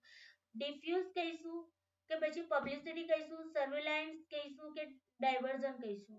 તો માસ કમ્યુનિકેશન ઓલવેઝ તમારું સર્વેલાન્સ હશે, સર્વેલન્સ હશે, દેખરેખ હશે. ઓકે, માસ કમ્યુનિકેશન બહુ મોટો સમૂહ હોય છે. ઓકે, તો દેખરેખ is the correct answer, surveillance. તો અહીંયા જુઓ કે ભાઈ જે માસ કમ્યુનિકેશન ના 4 કાર્યો છે, આ 4 કાર્યો યાદ રાખી લેજો. એક તો છે સર્વેલન્સ એટલે કે દેખરેખ રાખવું, કોરિલેશન સહસંબંધ, કલ્ચરલ ટ્રાન્સમિશન એટલે કે સાંસ્કૃતિક પ્રસારણ કરવું, અને એન્ટરટેનમેન્ટ એટલે કે મનોરંજન કરવું. તો ચારે ચાર તમારા માટે ખાસ છે, 1 2 3 અને એન્ટરટેનમેન્ટ 4. આ 4 કાર્યો છે કોના છે? માસ કમ્યુનિકેશન. ઓકે, અને એમાંનું એક કાર્ય તમને પૂછાય છે સર્વેલન્સ. ઓકે, ચાલો તો અહીંયા તમારું શું આવશે? C is the correct answer. Question number 70 જોઈએ. ક્વેશ્ચન નંબર 70 માં આન્સર કરો કમ્યુનિકેશન કોનોટેટિવ વર્ડ. જો ભાઈ કોનોટેટિવ વર્ડ જે છે એ મેં તમને વચ્ચે પણ સમજાવ્યું હતું, અને તમારા પેપર 1 માં પણ કોનોટેટિવ ને લગતો ક્વેશ્ચન છે, હે ને? તો કોનોટેટિવ નું મીનિંગ મેં તમને પેપર 1 ના સોલ્યુશનમાં પણ સમજાવ્યું હતું. એક તો ડેનોટેટિવ અને બીજું છે કોનોટેટિવ. ડેનોટેટિવ એન્ડ કોનોટેટિવ આ બે વર્ડ શું સૂચવે છે? ડેનોટેટિવ એટલે કે ડિક્શનરી જે મીનિંગ હોય તમારું, જે જનરલાઇઝ કરેલો હોય, કેવું હોય? જનરલ વર્ડ હોય, મતલબ બધા માટે એક જ વર્ડ હોય, એક જ શબ્દનો યુઝ થતું હોય, બરાબર ને? બધા માટે એક જ શબ્દનો યુઝ થતો હોય એવો જનરલ વર્ડ એટલે ડિક્શનરી વર્ડ, બરાબર? એને કહેવાય ડેનોટેટિવ. જ્યારે કોનોટેટિવ ની અંદર શું આવશે? ઇમોશન્સ ના આધારે, ઇમોશન્સ, વ્યક્તિઓ, પર્સન ટુ પર્સન ચેન્જ થશે, પર્સન ટુ પર્સન ચેન્જ થશે. ઓકે, દરેક વ્યક્તિના માટે પ્રેમ શબ્દનો અર્થ પ્રેમ એટલે પોતાના ઇમોશન્સ, પોતાની લાગણીઓ શેર કરવી એવું ન હોય. ઘણાને પ્રેમમાં બેવફાઈ મળી હોય તો પછી એના માટે પ્રેમનો શબ્દ કંઈક અલગ થતો હોય, બરાબર ને? કોઈ કે પ્રેમ આંધળો છે, કોઈ કે પ્રેમ એ જીવન છે, કોઈ કે પ્રેમથી તારી જવાય, કોઈ કે પ્રેમથી મરી જવાય, બરાબર ને? તો અલગ અલગ મિનિંગ થતા હોય, તો એને કહેવાય કોનોટેટિવ. જ્યારે તમે કોઈ શબ્દનું અલગ અલગ મિનિંગ કરો છો તો કોનોટેટિવ. તો કલ્ચરલમાં શું આવે? કલ્ચરલમાં દરેક શબ્દનું મિનિંગ અલગ હોય. હે ને, દરેકે દરેક શબ્દનો મીનિંગ અલગ હોય. આપણે કંઈક બીજું કહેતા હોય તો બીજા કલ્ચરમાં એ શબ્દનું મીનિંગ બીજું કંઈક થતું હોય છે. કલ્ચર ડિફરન્સ હોય. આપણે કહીએ છીએ ને બાર ગવ્ય બોલી બદલાય, બાર ગવ્ય બોલી બદલાય. રસ્તાની વાટ પણ કહેવામાં આવે, રાહ પણ કહેવામાં આવે, માર્ગ પણ કહેવામાં આવે, પથ પણ કહેવામાં આવે, કેટલા બધા શબ્દો. જ્યાં જે બોલી એવું એનો વર્ડ, હે ને, દરેક જગ્યાએ અલગ અલગ વર્ડ્સ હોય. એક જ શબ્દના ઘણા બધા મીનિંગ નીકળતા હોય કલ્ચર વાઇઝ. તો આ તમારો કોનોટેટિવ વર્ડ્સ થઈ ગયો. ઓકે, તો અહીંયા તમારું culture is the correct answer. I hope denotative connotative બંને સમજાઈ ગયું છે. ચાલો, હવે આવીએ 71 નંબરનો ક્વેશ્ચન છે તમારો. Ozone umbrella is located in which layer at atmosphere. ભાઈ ઓઝોન જે છે, ઓકે, ઓઝોન સંરક્ષણ વાતાવરણના કયા લેવલમાં જોવા મળે છે. કેટલું મજાનું છે સાયકોલોજી વાળાને. ખરેખર તમારે એક ક્વેશ્ચન નંબર 71 માં એવો ક્વેશ્ચન અને 75 માં પણ એક જ એવો, બંને ક્વેશ્ચનમાં થોડો ફેર છે. બસ અહીંયા ઓઝોન ની વાત કરી છે અને અહીંયા તમને આઈ થિંક જીવાવરણની વાત કરી છે. ઓકે, અહીંયા જીવાવરણની વાત કરી છે. બંને વસ્તુમાં એક જ સ્લાઇડ સમજી લીધી હોય તો તમારે કઈ વાંધો નહીં. અને આ પણ આપણે મોન્ટ્રિયલ પ્રોટોકોલમાં સમજાવેલું છે. મોન્ટ્રિયલ પ્રોટોકોલનો ક્લાસ લીધેલો છે તમારો પેપર 1 ની અંદર, unit number 9, people development environment. એની અંદર ઓઝોન લેયર વિશે વાત કરી હતી, જીવાવરણ વિશે વાત કરી હતી. ઓકે, એમાંથી બે ક્વેશ્ચન તમને સાયકોલોજીમાં જોવા મળ્યા છે. બોલો, હે ને? યસ. તો અહીંયા તમારો આન્સર શું આવશે? ચાલો,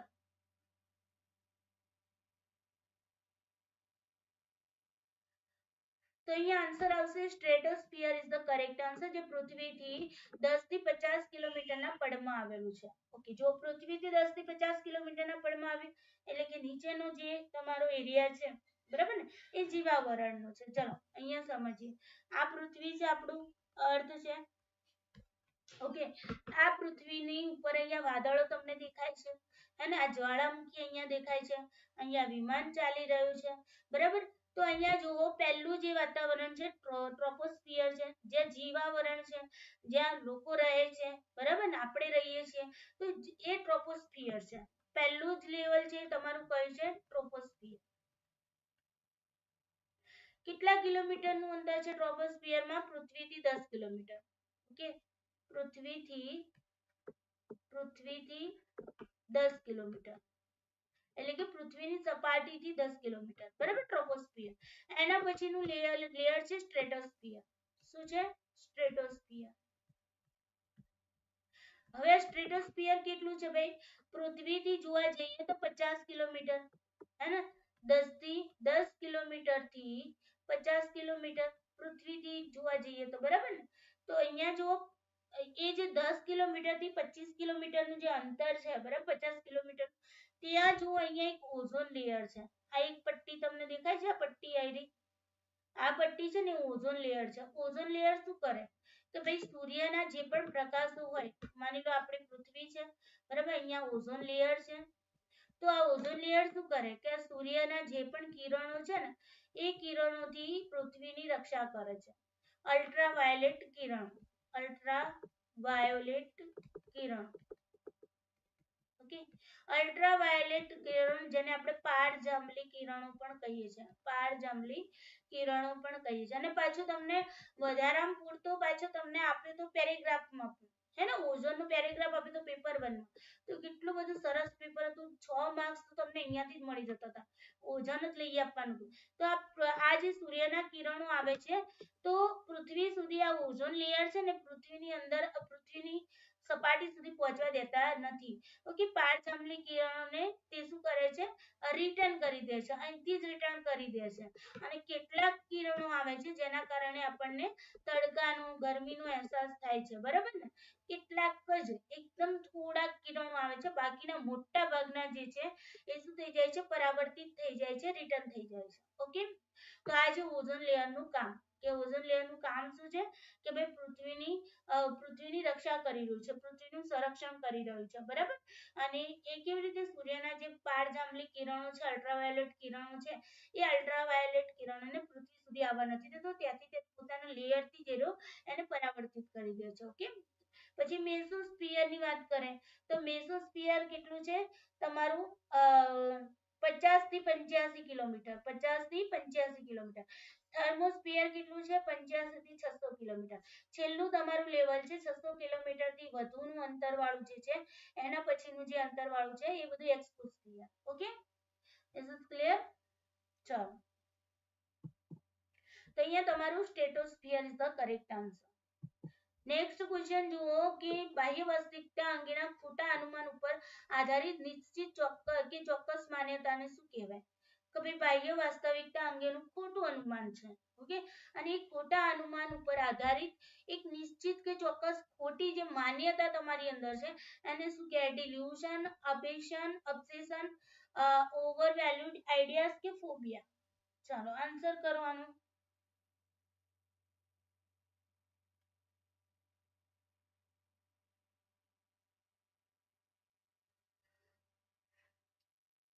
ઓકે તો અહીંયા આન્સર શું આવશે ડિલ્યુઝન ભ્રાંતિ ભ્રમણા જેમ કે આપણે કહીએ છીએ ને કે સાપને દોરડાને સાપ જો દોરડાને સાપ જો સાપ સમજવું દોરડાને સાપ સમજવું એને શું કહેવાશે ડિલ્યુઝન મતલબ બાહ્ય વસ્તુ અંગે ખોટું અનુમાન છે રાત્રિના સમયમાં દોરડું પડ્યું હોય તો આપણે એને સાપ સમજીએ છીએ હે ને તો ખોટું અનુમાન છે અને એના આધારે એક નિશ્ચિત કે ખોટી માન્યતા આપણા અંદર હોય છે તો ભાઈ यहाँ પેલે સાપ પડ્યો છે ખોટી માન્યતા છે ખોટું અનુમાન છે યસ તો ડિલ્યુઝન ઓકે ચાલો ચારે ચાર ટર્મ સમજીએ ડિલ્યુઝન એટલે શું ડિલ્યુઝન એટલે કે એવી ભ્રમણા જે સ્પષ્ટપણે ખોટી છે જે અસરગ્રસ્ત વ્યક્તિના વિચારોની સામગ્રીમાં અસાધારણતા દર્શાવે છે ઓબ્સેશન મનોગ્રસ્તીઓ એ પુનરાવર્તિત વિચારો વારંવાર રિપીટ થાય થોટ વિનંતીઓ માનસિક છબીઓ જે કેવી છે અનિચ્છનીય છે ખરાબ છે કર્કશ છે અને મોટા ભાગના લોકોને કેવું બનાવે છે બેચેન બનાવે છે તો આવા જે પુનરાવર્તિત એવા ખરાબ વિચારો અનિચ્છનીય વિચારો વિનંતીઓ માનસિક છબીઓ જેને ઓબ્સેશન કહેવાય ઓવર વેલ્યુ વધુ પડતો વિચાર એક ખોટી માન્યતા છે જે અસત્ય હોવાના મજબૂત પુરાવા હોવા છતાં જાળવી રાખવામાં આવે છે આપણને ખબર છે કે આ વિચાર ખોટો છે આ માન્યતા ખોટી છે તેમ છતાં પણ આપણે એને પકડી રાખીએ છીએ એને વળગી રહીએ છીએ તેને ઓવર વેલ્યુ કહેવાય ઓકે ફોબિયા કોને કહીશું ફોબિયા પદાર્થ સ્થળ પરિસ્થિતિ લાગણીઓ તો પ્રાણી પ્રત્યેનો જબરજસ્ત અને કમજોર ડર એ કેવો ડર કે મતલબ આપણને બસ એ ડર વારંવાર જ્યારે તમારા ડરની જે તમે ડરો છો બરાબર એ કાયમ માટે થવા લાગતું હોય મતલબ લાંબા ગાળા સુધી એ ડર રહેતો હોય તો એને આપણે ફોબિયા કહી દઈએ છીએ ઓકે ચાલો તો અહીંયા delusion is the correct answer question number 73 coping behaviour એટલે શું તો કોપિંગ બિહેવિયર કોને કહીશું ઓપ્ટન કન્ફ્યુઝ ઓકે અવારનવાર બેભાન અચેતન ટેવ વર્તન સ્વરૂપ હંમેશા ધ્યેય સૂચિત વર્તન ન્યૂનતમ ધ્યાનથી કાર્ય પાર પાડવાનું વર્તન ચાલો અનુકૂલિત વર્તન છે તો જુઓ ન્યૂનતમ ધ્યાનથી તો કાર્ય પાડીશું ની અનુકૂલન સાધવું છે હંમેશા ધ્યેય સૂચિત વર્તન તો હશે નહીં ગોલ ડિરેક્ટેડ થોડી હશે અનુકૂલિત ઘણી વખત આપણો ગોલ ન હોય તો પણ આપણે એડજસ્ટ કરતા હોઈએ છીએ બરાબર ને અનુકૂલિત વર્તન કરતા હોઈએ છીએ ટેવ હેબિટ તો આવશે નહીં હે ને તો અવારનવાર બેભાન અચેતન અવસ્થા ઘણી વખત કોપિંગ બિહેવિયર હોય ને એ કોન્શિયસ પણ હોય ને ઘણી વખત અનકોન્શિયસ પણ હોય ઘણી વખત સબકોન્શિયસ પણ હોય ઓકે ઘણી વખત એવું કોપિંગ બિહેવિયર આપણે અજાણતા પણ કરી દેતા હોય બરાબર ઘણી વખત અચાનક પણ થઈ જતું હોય ઘણી વખત જાણી જોઈને પણ કરતા હોય ઓકે તો જો સામનો કરો કોપિંગ ઇઝ મુશ્કેલ અથવા તો જોખમી પરિસ્થિતિનું સંચાલન કરવા માટે વર્તણૂકીય જ્ઞાનાત્મક અભિગમનો ઉપયોગ કરવાની પ્રક્રિયા છે વ્યક્તિની જે પણ શારીરિક અને માનસિક સુખાકારી જાળવવામાં આ ભિન્ન ભૂમિકા ભજવે છે સામનો કરવાની વ્યૂહરચનાઓ અથવા પદ્ધતિમાં કોઈ પણ સભાન અથવા બેભાન નિર્ણયનો સમાવેશ થાય જેમ કે અહીંયા અનકોન્શિયસ ની અંદર આપણે ડિફેન્સ મિકેનિઝમનો યુઝ કરીશું બચાવ પ્રયુક્તિઓ है ना ઘણી વખત આપણે એવી પ્રયુક્તિઓનો યુઝ કરી લઈએ કે જે આપણને ખબર પણ ન હોય ને અચાનક આપણે બોલી જઈએ કે આવું બધું નામ થઈ ગયું है ना તો એ રીતે ઘણી વખત સભાનપણે બોલતા હોય ઘણી વખત અનકોન્શિયસલી બોલતા હોય બરાબર જે આપણને જે સ્ટ્રેસ ફૂલ જે સિચ્યુએશન છે એમાંથી આપણને રાહત આપતું હોય છે ઓકે તો coping behaviour is unconscious often unconscious okay અવારનવાર બેભાન અવસ્થામાં થતું હોય છે ક્વેશ્ચન નંબર 74 કહે છે ઉત્કૃષ્ટ ધોરણો અને જુદા જુદા કાર્ય પૂર્ણ કરવા સંબંધિત મીટિંગની જરૂરિયાત માટેનો સંદર્ભ કયો છે? ભાઈ ઉત્કૃષ્ટ સારા એવા કાર્યો કરવા છે, સારા એવા ધોરણે જુદા જુદા કાર્ય પૂર્ણ કરવા હોય તો એ સંબંધિત જે મીટિંગની જરૂરિયાત હોય અને એ જરૂરિયાત માટેનું રેફરન્સ કયો હશે, એનો સંદર્ભ કયો હશે? એપ્લિકેશન, અચીવમેન્ટ, પાવર કે એપ્રિસિએશન? તો અહીંયા કરેક્ટ આન્સર શું આવશે? Achievement is the correct answer. સિદ્ધિ હશે ને, કારણ કે એનો સંદર્ભ સિદ્ધિ. તમારે કોઈ પણ ઉત્કૃષ્ટ કાર્ય કરવું છે, કોઈ પણ જુદા જુદા કાર્ય પૂર્ણ કરવા છે તો સિદ્ધિ સાથે સંકળાયેલું. અચીવમેન્ટ, આપણે કંઈક અચીવ કરવા માંગીએ છીએ ને, તો એના માટે અચીવમેન્ટની જરૂર પડશે. તમારી અંદર અચીવમેન્ટની પ્રેરણા હોવી જોઈએ, અચીવમેન્ટ મોટિવેશન હોવું જોઈએ, હે. તો B is the correct answer. ચાલો, ક્વેશ્ચન નંબર 75 લાસ્ટ ક્વેશ્ચન છે આજનું. નીચેનામાંથી વાતાવરણમાં સૌથી નીચું સ્તર કયું છે જ્યાં મુખ્યત્વે હવા પ્રદૂષણ જમા થાય છે? જુઓ, મેં કહ્યું હતું ને તમને 71 નંબરનું 75 એક જ એવી એક જ સ્લાઇડ સમજી ગયા તો બંને આન્સર આવી ગયા.